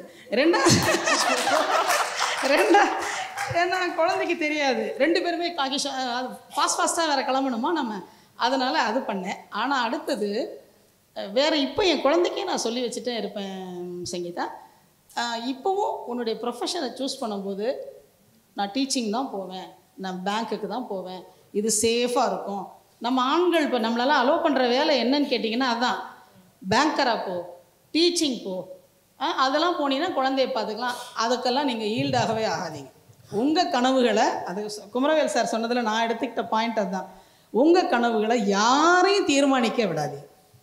அது வந்து உனக்கு என்ன பிடிச்சிருக்கு, நீ என்னவா ஆக போகிற அப்படிங்கிறது உன் கையில் தான் இருக்கணும். ரெண்டாவது குடும்பம் பார்க்கணும் அப்படிங்கிறதுக்காக நாட்டை நம்ம பார்க்க வேண்டாம்னு அவசியம் இல்லை. இன்றைக்கி ஆர்மியில் இருக்காங்க, ஏர்ஃபோர்ஸில் இருக்காங்க, எல்லாத்துலேயுமே நேவியில் இருக்காங்க, எல்லோரும் நாட்டை பார்க்குறது எவ்வளோ பெரிய விஷயம். ஆண்களுடைய எல்லா வேலையும் நம்மளால் செய்ய முடியுமா அப்படின்னா ஓரளவு முடியும். நம்ம செய்கிற எல்லா வேலையும் அவங்களால செய்ய முடியுமா? இது வரைக்கும் யாராவது குழந்தை பெற்றிருக்காங்களா? இல்லை. ஸோ அது சரண்யா அழகாக சொன்னாங்க, ஆணும் பெண்ணும் ஒன்றா இல்லை, நம்ம 2 பேரும் வேறு வேறு. ஆனால் அந்த ஃபீல்டுக்குள்ளே எட்டி பார்க்குற சுதந்திரத்தை யாருமே தடுக்கக்கூடாது, எந்த அரசாங்கத்துக்கும் அதற்கான துணிவு வரவே கூடாது. நீ இங்கே வராதன்னு சொல்கிற உரிமையை யாரும் எடுத்துக்க முடியாது, எதன் பேராலையும் எடுத்துக்க முடியாது. இங்கே நமக்கு என்ன சொல்லுதோ, இங்கே நம்ம என்ன நினைக்கிறோமோ இதை செய்கிறதுக்கான வாய்ப்புகளை உருவாக்கி கொடுக்க வேண்டியது ஒவ்வொரு அரசின் கடமை, ஒவ்வொரு குடும்பத்தின் கடமை, ஒவ்வொரு கணவனின் கடமை. இதெல்லாம் வந்து அவங்க கடமைகளை மறந்துட்டு நம்மகிட்ட பேசக்கூடாது. அதுக்காக நீங்கள் வந்து என்ன செய்யக்கூடாது. இன்னொரு நீங்கள் எத்தனை பேர் நீங்கள் குமரவேல் சார் பேசுனதை கேட்டிங்கன்னு தெரியல, அவர் சொன்னதுடைய அர்த்தம் உங்களுக்கு புரிஞ்சுதான்னு தெரியல. 10th படிக்கும்போது 9 பேர் டாப்பராக இருக்கீங்க, 12th படிக்கும்போது 8 பேர், அப்படியே குறைஞ்சி ஏன் வருது அப்படின்னா, ஏன் வருது? உங்கள் வாழ்வை யாரோ ஒருவர் தீர்மானிக்கிறார், உங்கள் வாழ்வை ஏதோ ஒரு வாழ்வை நெறி தீர்மானிக்கிறது. அது வந்து அது அலோவ் பண்ணுறது அது நமக்கு செய்கிற பெரிய வன்முறை. நம்ம செல்ஃபிஷாக இருந்தாக வேண்டிய இடங்கள் வந்து நம்ம சொசைட்டியில் நிறைய இருக்குது. You will have to be selfish. அது வந்து இது எனக்கு பிடிச்சா நிம்மதியாக இருக்குது. தூங்க போகும்போது நிச்சயமாக அவங்களால ஒரு பில்ஸ் போட்டுக்காமல் நிம்மதியாக தூங்க முடியுது, ஒரு நல்ல பாட்டை ரசிக்க முடியுது. உங்கள் ஹஸ்பண்டை பார்க்கும்போது எந்த கில்ட்டுமே இல்லாமல், நீங்களும் ஹஸ்பண்ட்ஸ்க்கு ரொம்ப ட்ரெடிஷ்னல் ரூல் கொடுக்காதீங்கன்னு நான் அடிக்கடி சொல்லுவேன். என்னை சினிமா கூட்டிகிட்டு போகணும், கிளப்புக்கு கூப்பிட்டு போகணும், நான் வெஜிடேரியன் ஹோட்டலுக்கு கூப்பிட்டு போகணும், அப்புறம் அந்த கல்யாணத்துக்கு கூப்பிட்டு போகணும், எனக்கு அந்த நெக்வேர் வேணும், எனக்கு பெரிய ஜிமிக்கி வேணும், இதெல்லாம் முடிஞ்சால் நீங்களே வாங்கிக்கோங்க, இல்லை போடாதீங்க. ஏன்னா அழகென்பது புற அழகில் இல்லை, ஆபரணங்களில் இல்லை. அழகென்பது வேறு, ஆளுமை என்பது வேறு. ஆளுமையாக மாறக்கூடிய பெண்கள், இப்போ சரண்யா வந்து அவங்க சம்பாரித்து வாங்குறாங்க இல்லையா, நான் போடுறதெல்லாம் நான் சம்பாரித்து வாங்குறேன். முதல்ல சுயமரியாதை பேசுகிற பெண்ணை நடுவில் உட்கார வச்சுருக்காங்க. ஸோ எது ஒன்றுக்கும் ஒரு 10 ரூபாய்க்கு பூ வாங்கி கொடு அப்படின்னு ஹஸ்பண்ட்டை கேட்குறத விட வாங்கிக்கிறது பெஸ்ட். எனக்கு ஒரு சாப்பாடு வாங்கி கொடுன்னு சொல்கிறத விட அந்த உழைப்பு நம்ம கையில் இருந்து வருது. உழைப்போட அருமை உழைத்தால் தாங்க தெரியும். ஈஸியாக கிடைக்கிற எதுவும் அவ்வளோ வேல்யூபிளாக இருக்காது. அது பிஸ்னஸாக இருக்கட்டும், வாழ்க்கையாக இருக்கட்டும், எது ஒன்று உங்களுக்கு எளிதாக கிடைக்குதோ மைண்டில் அலாரம் அடிக்கணும். நோ இது சரியில்லை, நான் அடுத்த இடத்துக்கு போகணும். கம்ஃபர்ட் ஜோனை விட்டு நீங்கள் வெளியில் வர்றது தான் லைஃபுடைய முதல் பாயிண்ட்டு. அதுதான் நான் சொல்லுவேன். Super ma'am. ஸோ சுஜிதா, எப்போ 20 வயசா எப்படி ஃபீல் பண்ணுறது? நீங்கள் தான் சொன்னீங்க இல்லையா, இப்போ I'm feeling like a 20-year-old. அதே மாதிரி நான் நிறைய விஷயங்கள் பர்சியூ பண்ணுறேன் அப்படின்னு. ஸோ எதுவுமே ஸ்டார்ட் பண்ணுறதுக்கு லேட் இல்லை அப்படின்னு தானே சொல்ல வரீங்க. ஸோ இந்த மாதிரி எப்போவுமே 20ஆ ஃபீல் பண்ணுறதுக்கு என்ன பண்ணணும்? சந்தோஷமாக இருக்கணும், சிரிச்சுக்கிட்டே இருக்கணும். நான் முதலையும் சிரிப்பு பற்றி தான் சொன்னேன். ஆக்சுவலி இந்த பாயிண்ட்டுக்கு ரிலேட் ஆகிற மாதிரி ஒரு விஷயம் என் மைண்டில் தோணுது. பெண்களை பற்றி நம்ம பேசுகிறோம். கண்டிப்பாக பெண் ஆண் அப்படிங்கிறதையும் நான் ரொம்ப வேல்யூ பண்ணுறேன். ஈக்குவல், அவங்க இவங்க மேலே இவங்க கீழேங்கிறத விட நான் ரொம்ப அழகாக சொல்கிறேன். ஒரு தோட்டம் அப்படின்னு வச்சிங்கன்னா அந்த தோட்டத்தில் நம்மளை எது ரொம்ப அட்ராக்ட் பண்ணும்? அழகான பூக்கள். ஒரு கலர்ஃபுல்லாக நிறைய இருந்துச்சுன்னா அந்த பூக்களை பார்ப்போம். அந்த பூக்களை ப்ரொடெக்ட் பண்ணுற முட்களாகவும் இலைகளாகவும் அதை நம்ம பெருசாக நோட்டீஸ் பண்ண மாட்டோம். அதுதான் நான் ஆண்களாக நினைக்கிறேன். என்னுடைய கான்செப்ட் அது. என்னை பொறுத்த வரைக்கும் அந்த அவங்களுக்கு கொஞ்சம் நம்மளை விட பவர், மேன்லியான ஒரு பவர் இருக்கலாம். ஸோ நம்ம அழகாக இருக்கிறோம், மனமாக இருக்கும், அட்ராக்டிவாக இருக்கும். நம்மளை ப்ரொடெக்ட் பண்ணுறதுக்கு நமக்காக கடவுள் கொடுத்த இன்னொரு துணை தான் ஆண். ஸோ அந்த ஆண் துணை அப்படிங்கிறது நான் ரொம்ப விரும்புகிறேன். அது எனக்கு ரொம்ப கான்ஃபிடென்ட் கொடுத்துச்சு. எங்கள் அப்பா இல்லைங்கிற அந்த குழந்தை பருவம் எனக்கு ஒரு ஆணை தேட தோணுச்சு. ஒரு சப்போர்ட்டிவாக அப்பா மாதிரி ஒரு ஆள் ஸ்ட்ராங். என் ஃப்ரெண்ட்ஸோட அப்பாலாம் வரும்போது அந்த ஏஜில் நான் சொல்கிறேன். ஸோ எனக்கு பொதுவாகவே குழந்தைங்களுடைய சைக்காலஜி ரொம்ப பிடிக்கும். குழந்தை வளர்ப்பை நான் ரொம்ப விரும்புகிறேன். அதுக்காகத்தான் நான் இந்த மாதிரி விஷயங்கள் அதிகமாக யோசிக்கிறேன். ஸோ என் ஏஜில் எனக்கு அதுக்கப்புறம் எங்கள் அண்ணா ஹீரோ. எங்கள் அண்ணா என்னை விட 8 வயசு பெரியவர். எங்கள் அண்ணா கொஞ்சம் ஒரு டீனேஜ்லாம் வந்தோடனே எனக்கு ஒரு கான்ஃபிடென்ட் வந்துச்சு, எங்கள் ஃபேமிலிக்கு எங்கள் அண்ணா இருக்கார் அப்படிங்கிறது. ஸோ அந்த ஆண் ரொம்ப ரொம்ப முக்கியம். அந்த காலத்தை விட இந்த காலத்தில் இருக்கிற ஆண்கள் ரொம்ப சப்போர்ட்டிவாக இருக்கீங்க. அது எனக்கு ரொம்ப பெருமையாக இருக்குது. ஸோ அதனால் ஒரு கான்ஃபிடென்ட்டும் உள்ளுக்குள்ள ஒரு புத்துணர்ச்சியும் ஒரு மகிழ்ச்சியும் எனக்கு இருக்கிறதுனால என்னுடைய இளமையை நான் என்ஜாய் பண்ணுறேன்னு சொல்லலாம். ஸோ அந்த கிரெடிட் என் ஹஸ்பண்டுக்கு நான் கொடுப்பேன், என் குழந்தைக்கு நான் கொடுப்பேன். இன்னொரு விஷயம், மிஸ்ஸஸ் சின்னத்திரை அப்படின்னு அதோட கனெக்டிவாக ஒரு விஷயம் சொல்கிறேன். மிஸ்ஸஸ் சின்னத்திரை அப்படின்னு ஒரு ப்ரோக்ராம் பண்ணாங்க விஜய் டிவியில். நான் தான் டைட்டில் வின்னர். கடைசியில் மிஸ்ஸஸ் சின்னத்திரை சுஜிதாவாக அது வின் பண்ணேன். அதில் ஒரு சின்ன ஒரு ஸ்கிட் ஒன்று பண்ணேன். அது எவ்வளோ பேர் நோட்டீஸ் பண்ணீங்கன்னு தெரியல. அந்த ஸ்கிட்டில் என்ன கண்டென்ட்னா, ஒரு கேரளாவில் நடந்த ஒரு இன்சிடெண்ட். ஒரு ட்ரெயினில் ஒரு குழந்தைய ரேப் பண்ணிடுவாங்க. அந்த ஒரு குழந்தையில ஒரு டீனேஜ், அந்த டீனேஜ் பொண்ணு இறந்ததுக்கப்புறம் அந்த இன்சிடெண்ட்டை நான் அப்படியே ரீக்ரியேட் பண்ணேன் ஒரு ஆளாக. நானே மட்டும் அதை பண்ணுற மாதிரி ஒரு சின்ன ஒரு ஸ்கிட் பண்ணேன். அந்த முடிஞ்சு ரத்தத்தோட அந்த பொண்ணு செத்து கிடந்ததுக்கப்புறம் எந்திரிச்சு நின்று நான் பேசும்போது ஒரு வார்த்தை சொன்னேன்.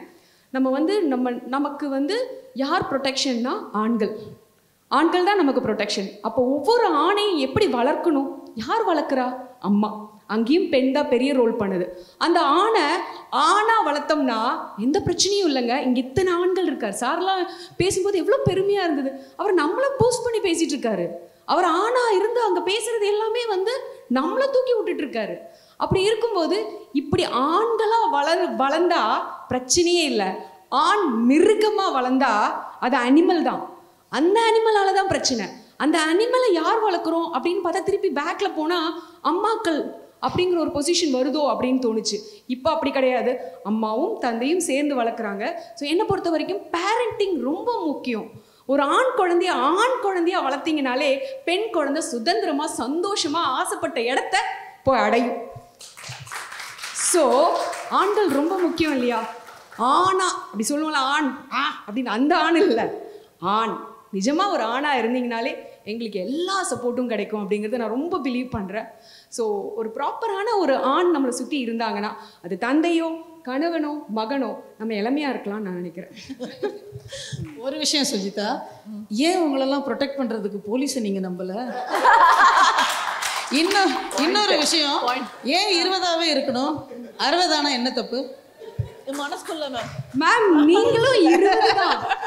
எனக்கு அதுதான், நீங்க 60ன்னு சொல்றீங்கல்ல, அது நம்பர். என்னை பொறுத்த வரைக்கும் நீங்களும் 20 தான்.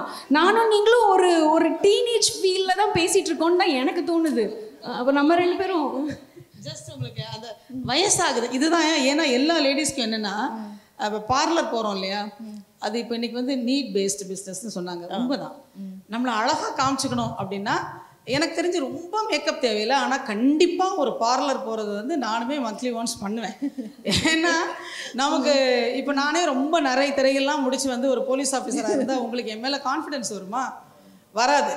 அதனால் நீங்கள் ரொம்ப நரைச்சிருச்சான்னு கேட்காதீங்க. இல்லை, எனக்கு உள்ளே தான் நரைக்குது. பட் ஸ்டில் ரொம்ப நிறைய திரையெல்லாம் அவங்களுக்கு மதிவதனிக்கு தேவை, அந்த நரைச்ச முடிய அவங்களுக்கு தேவை, எனக்கு தேவையில்லை. ஏன்னா ஒருத்தரை பார்த்தாலே ஒரு கான்ஃபிடென்ஸ் வரணும் அப்படின்னா கண்டிப்பாக you have to be very very presentable இல்லையா? அது வேணும். ஆமாம், ஆள் பாதி ஆடை பாதி. உங்களை பார்த்து அழுது ஓடி வர்ற ஒரு பெண்ணுக்கோ ஆணுக்கோ, நிறைய ஆண்கள் தான் பிரச்சனைக்கு எங்களை தேடி வருவாங்க.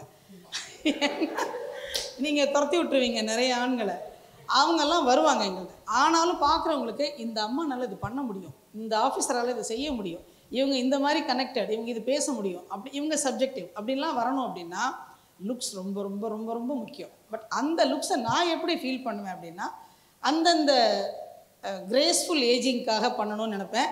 திடீர்னு நான் வந்து என்னை ரொம்ப குட்டி பொண்ணாக காமிச்சேன்னா அது நல்லா இருக்காதுன்னு நினைப்பேன். 60 வயசு அப்படிங்கிறது, நான் சுஜிதாவை சும்மா கேலி பண்ணேன், நானே சுஜிதாவுக்கு ஃபேன் தான். பட் இருந்தாலும் என்ன நினைக்கிறேன் அப்படின்னா, நீங்கள் 20 இருக்கணும், 30 போகணும், 10 போகணும், இது தேவையில்லைங்க. அம்மா அம்மாவாக இருங்க, பாட்டி பாட்டியாக இருங்க. என்ன தப்பு? அவ்வளோ நாள் நமக்கு வாழ்க்கை கொடுக்குறாரு கடவுள், அவருக்கு நன்றி சொல்ல வேண்டாமா? அந்த ஸ்டேஜுக்கு தாண்டாமல் நீங்கள் ரயில்வே ஸ்டேஷனுக்கு வந்து பாருங்கள். 17 வயசு 16 வயசில் எத்தனை 174 கேசஸ், எத்தனை டெத்து, எத்தனை அன்நேச்சுரல் டெத்தெல்லாம் இருக்குது. அது நமக்கு கடவுள் கொடுக்குற வாழ்க்கையை வந்து நம்ம ஒரு சின்ன வட்டத்துக்குள்ளே சுருக்கிக்கவே வேண்டாம். நீங்கள் ஒவ்வொருத்தரும் ஆளுமையாகணும்னு தான் இங்கே வந்திருக்கீங்கன்னு நினைக்கிறேன். ஆளுமையாகிறதே ஒரு பெரிய விஷயம், அழகான விஷயம். யாருமே தேர்ந்தெடுக்காத ஒரு விஷயத்தை பார்க்குறதே.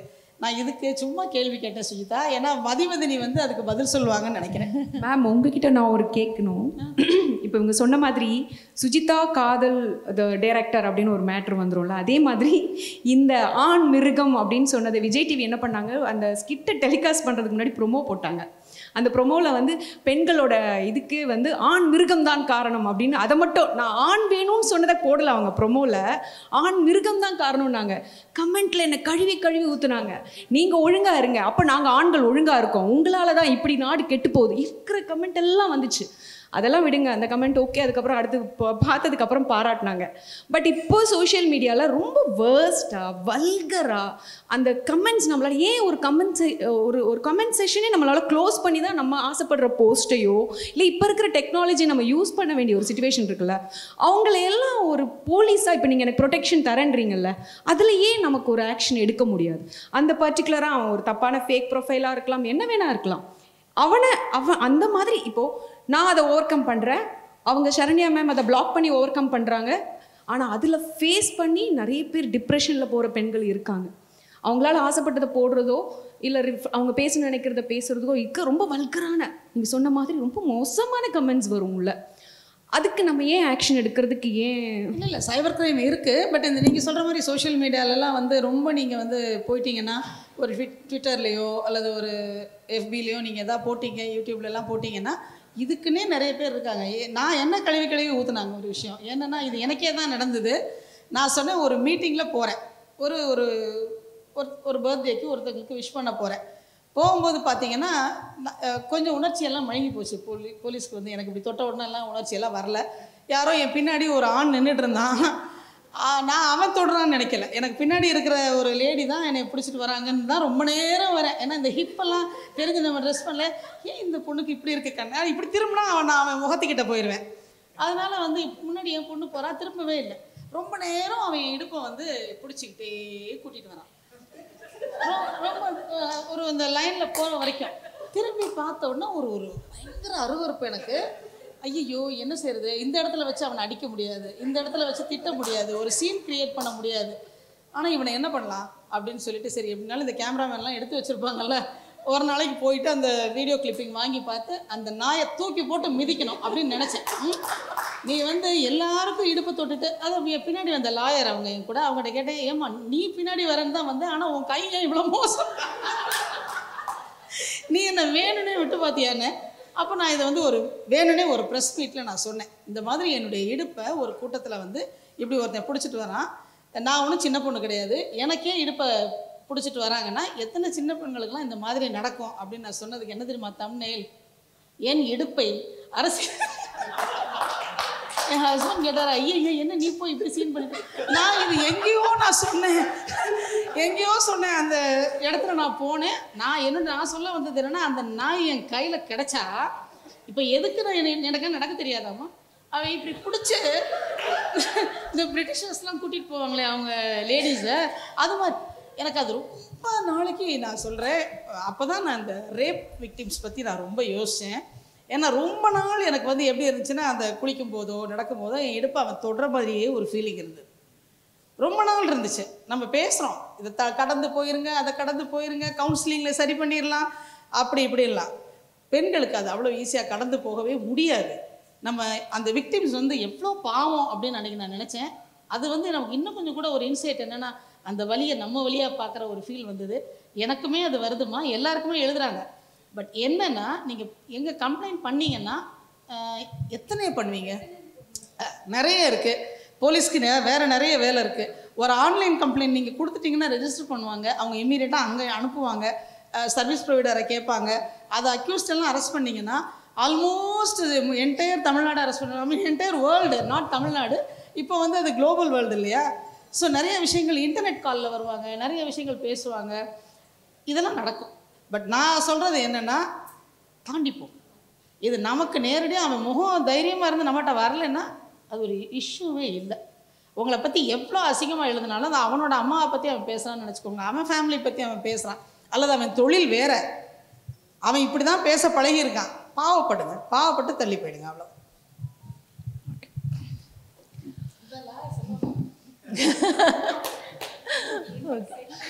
ஸோ மதிவதனி, அரசியல் பேச வேண்டாம், ஆனால் அரசியல் அஸ் அ கான்செப்டாக பேசலாம்ல. மோஸ்ட்லி வந்து விமன் அரசியல் பற்றி பேசுறதில்ல, அரசியல் நாலேஜும் வந்து கம்மியாக இருக்குது. ஸோ எந்த அளவுக்கு it is important for women to know about politics and இது எந்த அளவுக்கு சமுதாயத்தில் ஒரு இம்பேக்டை ஏற்படுத்தும்னு நினைக்கிறீங்க? இல்லை மேம் சொன்னாங்க லாயர் சொல்லுவாங்கன்னு, எனக்கு ஒரு டைலாக் தான் ஞாபகம் வந்துச்சு. எல்லாருக்கும் ஒரு பிரச்சனைனா என்கிட்ட வருவீங்க, எனக்கு பிரச்சனைனா எங்கே போகிறேன். அரசியல்னா எந்த அரசியல்? உடல் அரசியல்? அதை தான் பற்றி சொல்ல போகிறேன் மேம். என்கிட்ட அவங்க அரசியல் இல்லாத இடமே இல்லைம்மா. அவங்க கேட்டப்போ அந்த அரசியல் அப்படின்ற விஷயத்த சார் வந்து எங்கிட்ட நாங்கள் பேசினப்போ கேட்டாங்க, அரசியலில் என்ன இடத்துக்கு போகணுன்னு நினைக்கிறீங்க, எனக்கு பர்சனலாக தெரிஞ்சுக்கணுன்னு ஆசை இருக்குன்னு கேட்டாங்க. இப்போ நான் சொன்னேன், நான் வந்து ஒரு இயக்க ரீதியாக இருக்கேன், அரசியல் அப்படின்றது நமக்கு ஒரு எம்எல்ஏ எம்பி அப்படின்ற புரிதல் தான் இருக்குது. இங்கே இருக்க பார்லிமெண்ட்டோ இல்லை இங்கே இருக்க சட்டமன்றமோ லெஜிஸ்லேட்டிவ் அசம்பிளியோ இது மட்டும் அரசியல் கிடையாது. நம்ம பேசக்கூடிய உடை, மேம் சொன்ன மாதிரி உடையில் அரசியல் இருக்குது, உணவில் அரசியல் இருக்குது, நான் எதை சாப்பிடணுன்றதை யாரோ உட்காந்து தீர்மானிக்கிறதுல அரசியல் இருக்குது, நான் என்ன ட்ரெஸ்ஸு போடணுன்றதை யாரோ தீர்மானிக்கிறது அரசியல் இருக்குது. இவங்கெல்லாம் இப்படி தான் அப்படின்னு ஒரு கண்ணோட்டத்தை நமக்கு ஏற்படுத்துகிறாங்கல்ல, அதில் ஒரு அரசியல் இருக்குது. இப்போ நேச்சுரல்ஸில் ரொம்ப அழகான ஒரு பாடல் பாடினாங்க. அந்த பாட்டை மட்டும் நம்ம பார்த்தோம்னா நம்ம மனிதர்களாக இருக்கோன்னு அர்த்தம். பாடுற பொண்ணு எந்த ரிலீஜன்னு பார்த்தோம்னா நம்ம ரொம்ப தப்பாக இருக்கோன்னு அர்த்தம். அதில் ஒரு அரசியல் இருக்குது. இப்படி எல்லாத்துலேயுமே அரசியல் இருக்குது. அழகுன்னு பேசுகிறோம் இல்லையா, அதில் ஒரு மிகப்பெரிய அரசியல் இருக்குது. பொதுவாகவே இந்த அழகை பற்றி எல்லாரும் பேசுகிறப்ப பணம் இருந்தால் தான் அழகுன்றதெல்லாம் கிடையாது அப்படிலாம் பேசுவாங்க. இதெல்லாம் யாருன்னு கேட்டால் நிறைய பணம் சம்பாதிச்சு வச்சுருக்கவங்க தான், பணத்தினாலலாம் ஒன்றும் இல்லைங்க, பணம்லாம் வந்துருங்க அப்படின்னு சொல்லுவாங்க. பணம் இல்லாதவர்களுக்கு தான் பணத்தினுடைய மிகப்பெரிய தேவை தெரியும். அதனால் நம்ம திரும்ப திரும்ப இந்த சொசைட்டிக்கிட்ட என்ன சொல்லணும்னா, நீ பணம் சம்பாதிக்க முடியாதுன்னு இந்த சொசைட்டி சொல்லிச்சு, இந்த சமூகம் சொல்லிச்சு, நீ சம்பாதிச்சு வா. ஏன் சம்பாதிக்கக்கூடாது? ஏன் இவ்வளோக்கு மேலே சம்பாதிச்சா அது சமூகத்துக்கு பயன்படுத்துன்னு வேணால் நம்ம சொல்லலாமே தவிர, யாரையும் பார்த்து பணம் மட்டுமே வாழ்க்கை இல்லைன்னு நம்ம சொல்கிறவங்க எல்லாருமே யாருன்னு பார்த்தா ஒரு எலைட் மனநிலையிலேருந்து பேசுகிறவங்களா தான் இருப்பாங்க. ரெண்டாவது என்னென்னா, இப்போ மேம் வந்து ரொம்ப அழகாக சொன்னாங்க, இந்த அழகுன்ற விஷயத்தை பற்றி நம்ம பேசுகிறோம் இல்லையா, அதில் பெண்களை நம்ம அரசியல்படுத்த வேண்டிய தேவை இருக்குது. இப்போ என்னை பொறுத்த வரைக்கும் எல்லாருமே பார்லர் பற்றி பேசினாங்க. நான் ரொம்ப இதை பர்சனலாக சொல்கிறேன், யாரையும் நான் கனெக்ட் பண்ணி சொல்லலை. இப்போ என்கிட்ட வந்து நான் இது வரைக்கும் ஸ்கூல் காலேஜ் படிக்கிறப்ப என்ன சொன்னாங்கன்னா, நீ எப்படினாலும் ஐப்ரோ ஒரு முறையாவது இது பண்ணிவிடுவேன்னாங்க.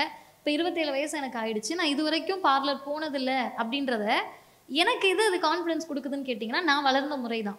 இப்போ நான் ஒரு காலேஜுக்கு போவேன், காலேஜ் போனாலும் இப்படியே தான் போவேன், மீடியாவுக்கு போவேன், சேனல் இன்டர்வியூ கொடுக்க போவேன், இப்படியே தான் போவேன்.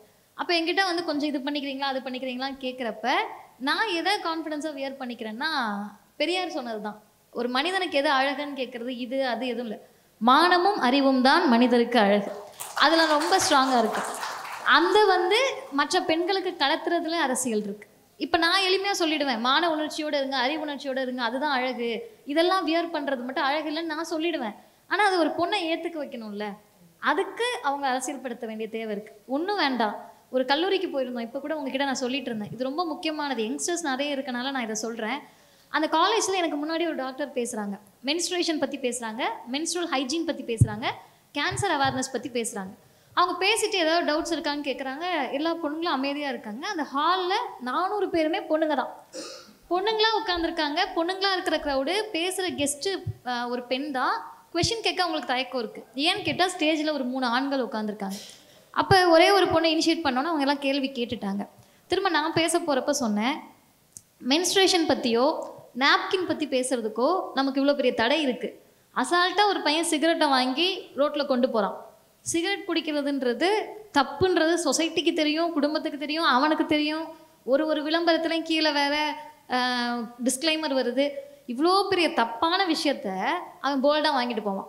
நம்ம நாப்கினை வந்து அணுகுண்டு சோதனை நடத்துகிற மாதிரி 4 ரேப்பரை போட்டு கட்டி அதையும் யாராவது உள்ளே வைக்கிறப்ப பார்த்துருவாங்களோன்னு பயந்து வச்சு இத்தனை யார்கிட்ட பாதுகாக்கிறோன்னு சொன்னால் இதை ஸ்டீரியோ டைப் தான் இது.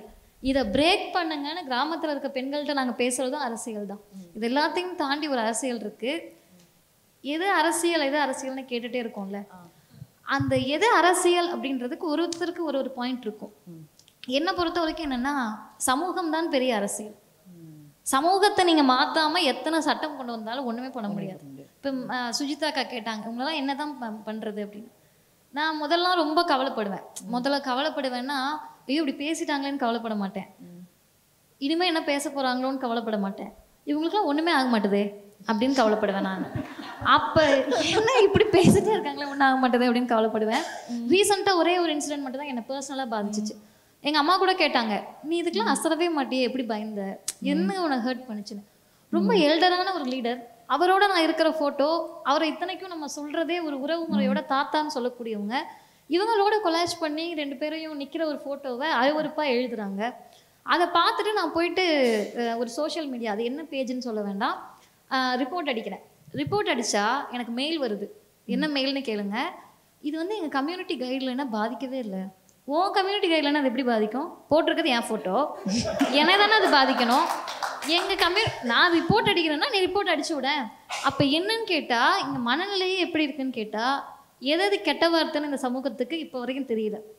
அசால்ட்டாக பொம்பளைகளை பற்றி ஒரு கெட்ட வார்த்தையை சொல்லிட்டு போயிடுறது. இப்போ நாங்கள் பேசிட்டு வரோம் மீடியாலன்னா கீழே வந்து ஒரு கெட்ட வார்த்தையை போட்டுட்டு போயிடுறாங்க. இந்த கெட்ட வார்த்தை நீங்கள் என்ன பற்றி போடலை, பெண்களோட உறுப்பை பற்றி போடுறீங்க. பெண்களுடைய உறுப்பை பற்றி ரொம்ப சாதாரணமாக கெட்ட வார்த்தை. இப்போ எனக்கு கோவம் வருது, நான் பொது வெளியில் ரொம்ப எனக்கு கோவம் வருதுங்க, எக்ஸ்ட்ரீமாக கோவம் வருது. ஏதாவது ஆண்களை நான் கெட்ட வார்த்தை சொல்லி திட்ட முடியுமா? அதான் மேம், அதான் ஏன் சொல்ல முடியாதுன்னு சொல்கிறேன்னா, சொல்லக்கூடிய கெட்ட வார்த்தை கூட திரும்ப பெண்கள் உறுப்பு சார்ந்த கெட்ட வார்த்தையாக தான் இருக்குது. இப்போ நாங்கள் என்ன பண்ணணும்னா, ஒரு குழு மாதிரி ஆரம்பித்து இவங்களை திட்டுறதுக்குன்னே ஸ்பெசிஃபிக்கான உண்மையாகவே அதை தான் பண்ணணும். நம்ம கெட்ட வார்த்தை தான் கற்றுக்கணும்.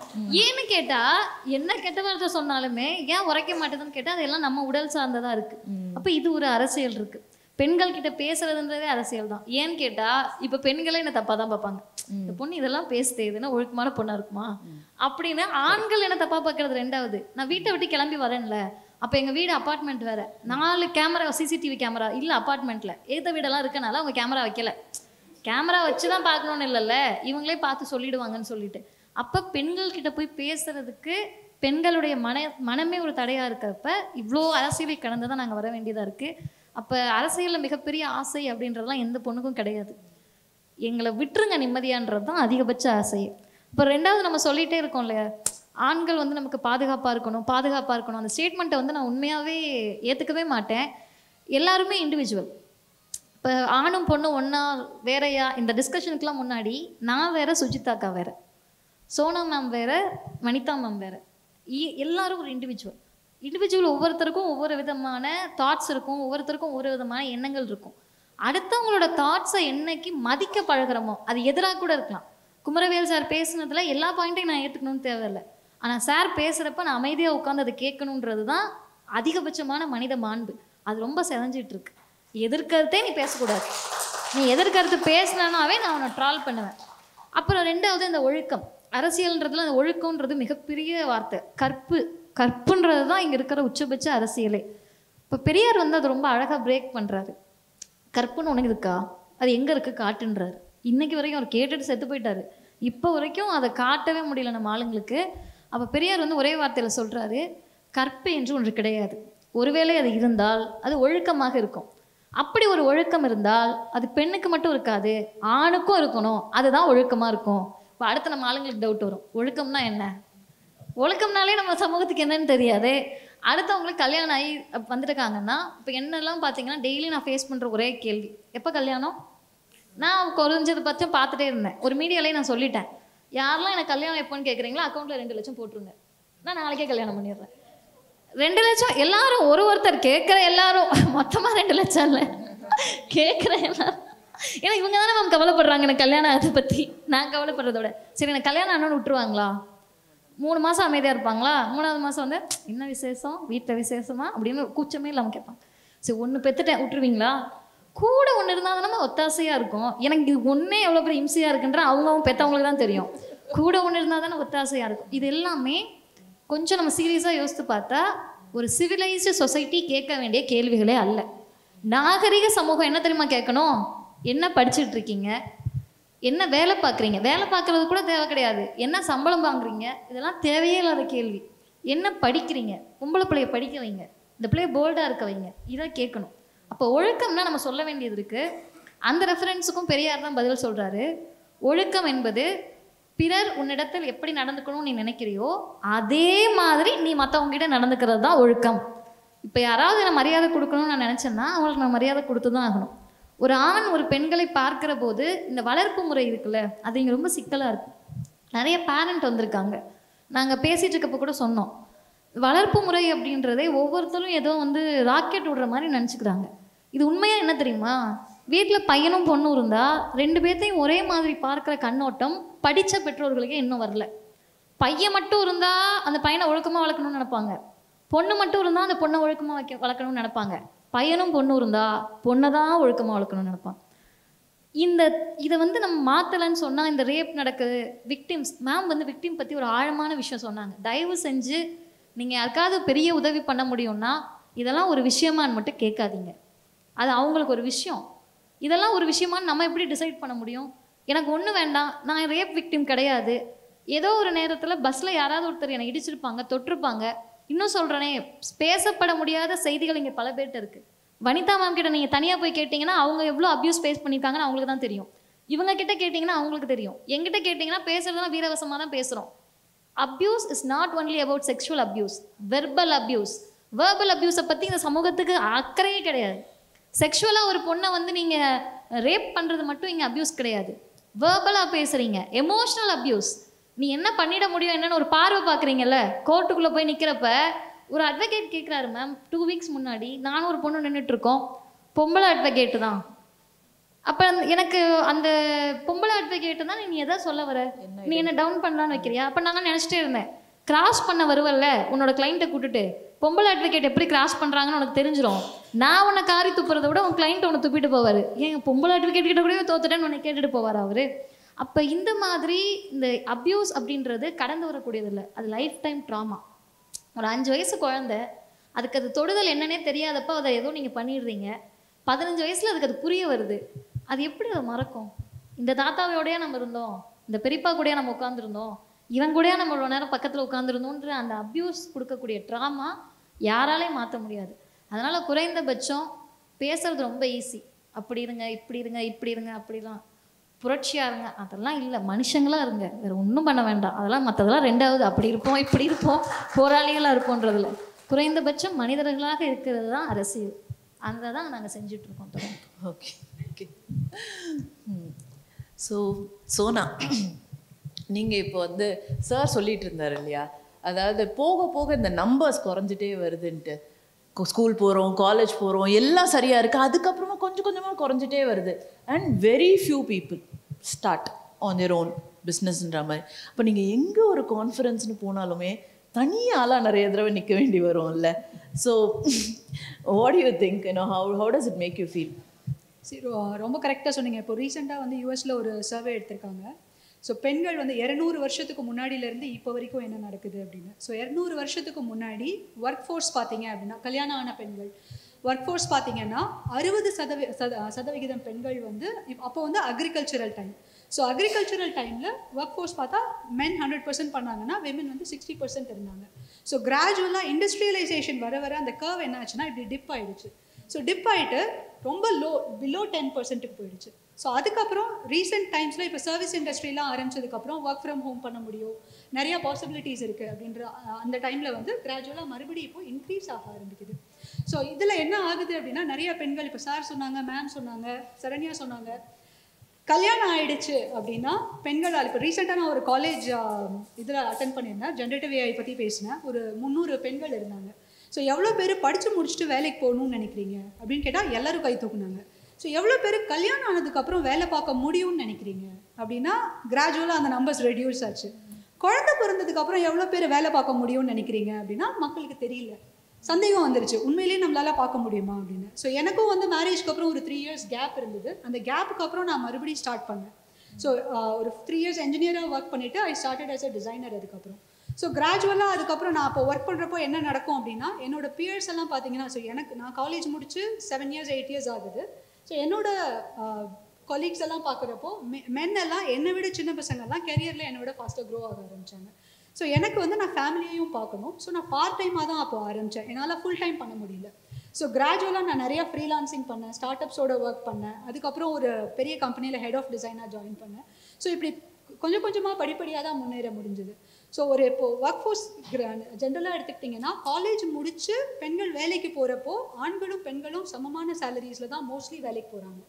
ஸோ அதே ஒரு 2 இயர்ஸ் 3 இயர்ஸ் கழிச்சு நீங்கள் பார்த்தீங்கன்னா இந்த கர்வ் வந்து இன்னும் அப்படி ஸ்ட்ரைட்டாக இன்க்ரீஸ் ஆகிட்டே போகும். வெரஸ் விமெனுக்கு பார்த்தீங்கன்னா இப்படி கீழே டிப் ஆகிடும். ஏன்னா அவங்களுக்கு மற்ற ரெஸ்பான்சிபிலிட்டிஸ் எல்லாம் கூட சேர்ந்துருது. ஸோ அப்படி இருக்கிற போது இப்போ ஒரு பெரிய ஈவெண்ட் நடக்குது. ரீசெண்டாக நான் ஒரு ஈவெண்ட் கூட அட்டென்ட் பண்ணேன். ஒரு 1500 பேர் அதில் இருக்காங்க அப்படின்னா ஒரு 10% கூட விமன் அதில் இருக்க முடியல. ஸோ இதுக்கு காரணம் ஃபேமிலி அப்படின்னு வந்து எல்லாருமே வந்து முதல்ல எடுத்தோன்னே ஒரு பொண்ணாக கல்யாணம் பண்ணணும், முதல்ல அதுதான் அவங்களோட திங்கிங் வரும். நான் 12th முடித்தோன்னே எனக்கு வந்து அப்பா இல்லாத பொண்ணு சீக்கிரம் கல்யாணம் பண்ணிடணும் அப்படின்னு சொல்லி முதல்ல என்னை படிக்க அனுப்ப மாட்டேன் அப்படின்ட்டாங்க. அதுக்கு நான் 2 நாள் உண்ணாவிரதம் இருந்து வீட்டில் யாரோடையும் பேசாமல் இருந்து அதுக்கப்புறம் தான் என்னால் காலேஜ்க்கு போக முடிஞ்சுது. காலேஜில் நான் வந்து என்னோட ஃபேமிலியில் ஃபர்ஸ்ட் கிராஜுவேட். நான் என்னோட அப்பா ட்ராப் அவுட், அம்மா ட்ராப் அவுட். ஸோ ஃபர்ஸ்ட் கிராஜுவேட்டாக I passed out with a gold medal. So அதுக்கப்புறம் 3 இயர்ஸ் நான் ஒர்க் பண்ணுறப்போவுமே வந்து எந்த ஒரு வேலை நம்ம செஞ்சாலுமே ஒரு பெண்ணாக இருக்கிறப்ப அவங்க சொன்னாங்க அடுத்து என்னன்னு கேட்பாங்க அப்படின்னு. ஸோ எனக்கு என்ன கேட்டாங்கன்னா, நீ ஏன் இதை பண்ணுற, ஒரு விஷயம் பண்ணுறப்பவும் கல்யாணம் பண்ணிக்க வேண்டியது தானே, ஏன் படிக்கணும், வேலை பார்க்குறப்போ ஏன் வெளியூருக்கு போய் வேலை பார்க்குற, இந்த ஊர்லேயே ஒரு வேலை பார்க்கலாமே, இப்போ தான் கல்யாணம் ஆகி செட் ஆகிருக்கு, குழந்தை இப்போ தான் சின்ன பையனாக இருக்கான், இப்போ ஏன் மறுபடியும் வேலைக்கு போகணும், எல்லாம் நல்லா தானே போயிட்டுருக்கு. ஸோ வேலைக்கு முடிச்சு ஒரு பெரிய கம்பெனியில் ஜாயின் பண்ணுறப்போ பார்ட் டைம் நல்லா தானே பண்ணிட்டு இருந்தேன், இப்போ ஏன் ஃபுல் டைம் போகிறேன், ஃபேமிலியை எப்படி பார்ப்பேன் அப்படின்னாங்க. அதுக்கப்புறம் ஃபவுண்டர் ஆகி ஃபுல் டைம் ஒர்க் பண்ண ஆரம்பிச்சதுக்கப்புறம் நல்ல பெரிய ஹை பேயிங் ஜாபில் வேலை பார்த்துட்டு இருந்தேன். இப்போ எதுக்கு இந்த ஃபவுண்டர் ஆகி எதுக்கு இவ்வளோ ஒர்க் பண்ணணும், வீட்டில் பையனை பார்க்கணும், இல்லை எப்போவுமே அந்த ஒரு கம்ப்ளைண்ட்ஸ் இருந்துகிட்டே இருக்கும். ஏதாவது ஒன்று சொல்லி அவங்க சொன்னாங்க இல்லையா, கில்ட்டியாக ஃபீல் பண்ண வச்சுட்டே இருப்பாங்க.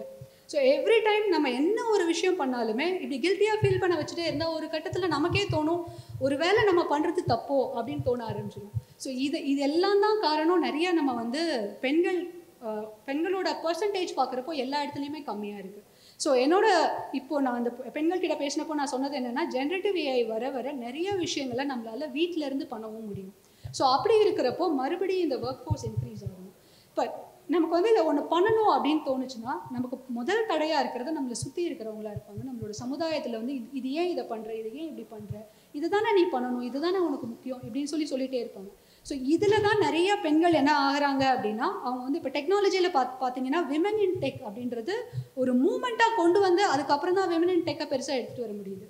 ஸோ அது வரைக்கும் பெண்கள் வந்து அதே நம்ம இப்போ என்ன பண்ணுறோமோ அது வரைக்கும் போதும் அப்படின்ற ஒரு சாட்டிஸ்ஃபேக்ஷனோடு இருந்துடுறாங்க. ஸோ இது டெக்னாலஜியில் மட்டும் இல்லை, எந்த ஃபீல்டு எடுத்துக்கிட்டாலுமே நமக்கு வந்து அந்த ஒரு ப்ராப்ளம் இருக்குது. இதையே நீ இப்போ பண்ணணும். எக்ஸாக்ட்லி. ஸோ இன்னைக்கு பேசினானா பேசிக்கிட்டே இருக்கலாம், எண்டே கிடையாது. இன்னும் கூட எனக்கு எக்கச்சக்கமான கேள்விகள் இருக்குது. பட் இருந்தாலும் will stop with this. But இதில் நம்ம பேசுனதில் என்ன ஒன்று தெரிஞ்சதுன்னா, நான் ஆரம்பித்ததில் தான் கடைசியில் முடிக்கணும்னு நினைக்கிறேன். சேலஞ்சஸ் அப்படின்றது இருந்தது, இருக்குது, இருந்துட்டு தான் இருக்கும். ஸோ நம்மளோட வேலை என்னன்னா அதை தெரிஞ்சுட்டு போயிட்டே இருக்க வேண்டியதான், இல்லாட்டி இக்னோர் பண்ணிட்டு போயிட்டே இருக்க வேண்டியதுதான். So thank you all of you. It was wonderful session. Thank you so much. So it was a wonderful discussion. இல்லை ஒரே ஒரு விஷயம் நம்ம மைண்டில் வச்சுக்க வேண்டியது, நமக்குன்னு ஒரு ஆசை, நமக்குன்னு ஒரு பேஷன், நமக்குன்னு ஒரு வாழ்க்கை. அந்த வாழ்க்கையில் எதன் பொருட்டும், எந்த சூழ்நிலை பொருட்டும், யார் பொருட்டும் கில்ட்டாக ஃபீல் பண்ணாமல் நமக்கான ஒரு ஐடென்டிட்டி. ஸோ வீட்டிலேருந்து நம்ம காலடி எடுத்து வச்சிட்டோம் அப்படின்னாலே பிரச்சனைகள் தான். அர்ச்சனை இல்லாத கடவுளும் இல்லை, பிரச்சனை இல்லாத மனுஷனங்களும் இல்லை. அதை எப்படி நம்ம ஃபேஸ் பண்ணி நம்ம யூனிக்னஸாக இருக்கோம் அப்படிங்கிறது தான் நம்முடைய அடையாளம். ரொம்ப அழகாக எல்லாருமே வந்து பேசினாங்க. Thank you so much. So it's time to honour. I would like to invite Ms. Veena, founder Naturals, to honor Ms. Sangeeta Abhishek, directors at SODME Digital Marketing Private Limited. Please welcome ma'am.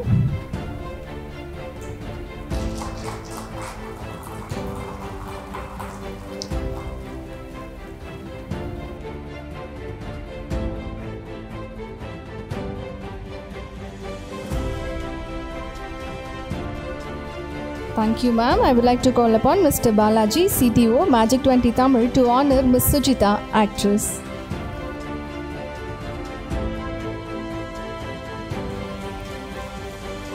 Thank you sir. I would like to call upon Ms. Chanmati, founder, Vitivise, to honor Ms. Vanitha IPS, ADGP, Railways.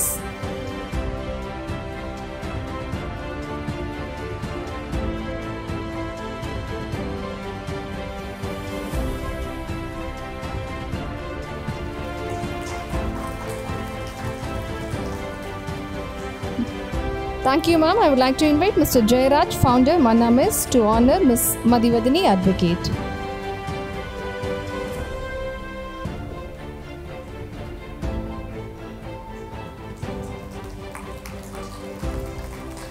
Thank you sir. We would like to invite Mr. Selvam, founder, Short Fundly, to honor Ms. Sona Audiapan, CEO and co-founder of Civi.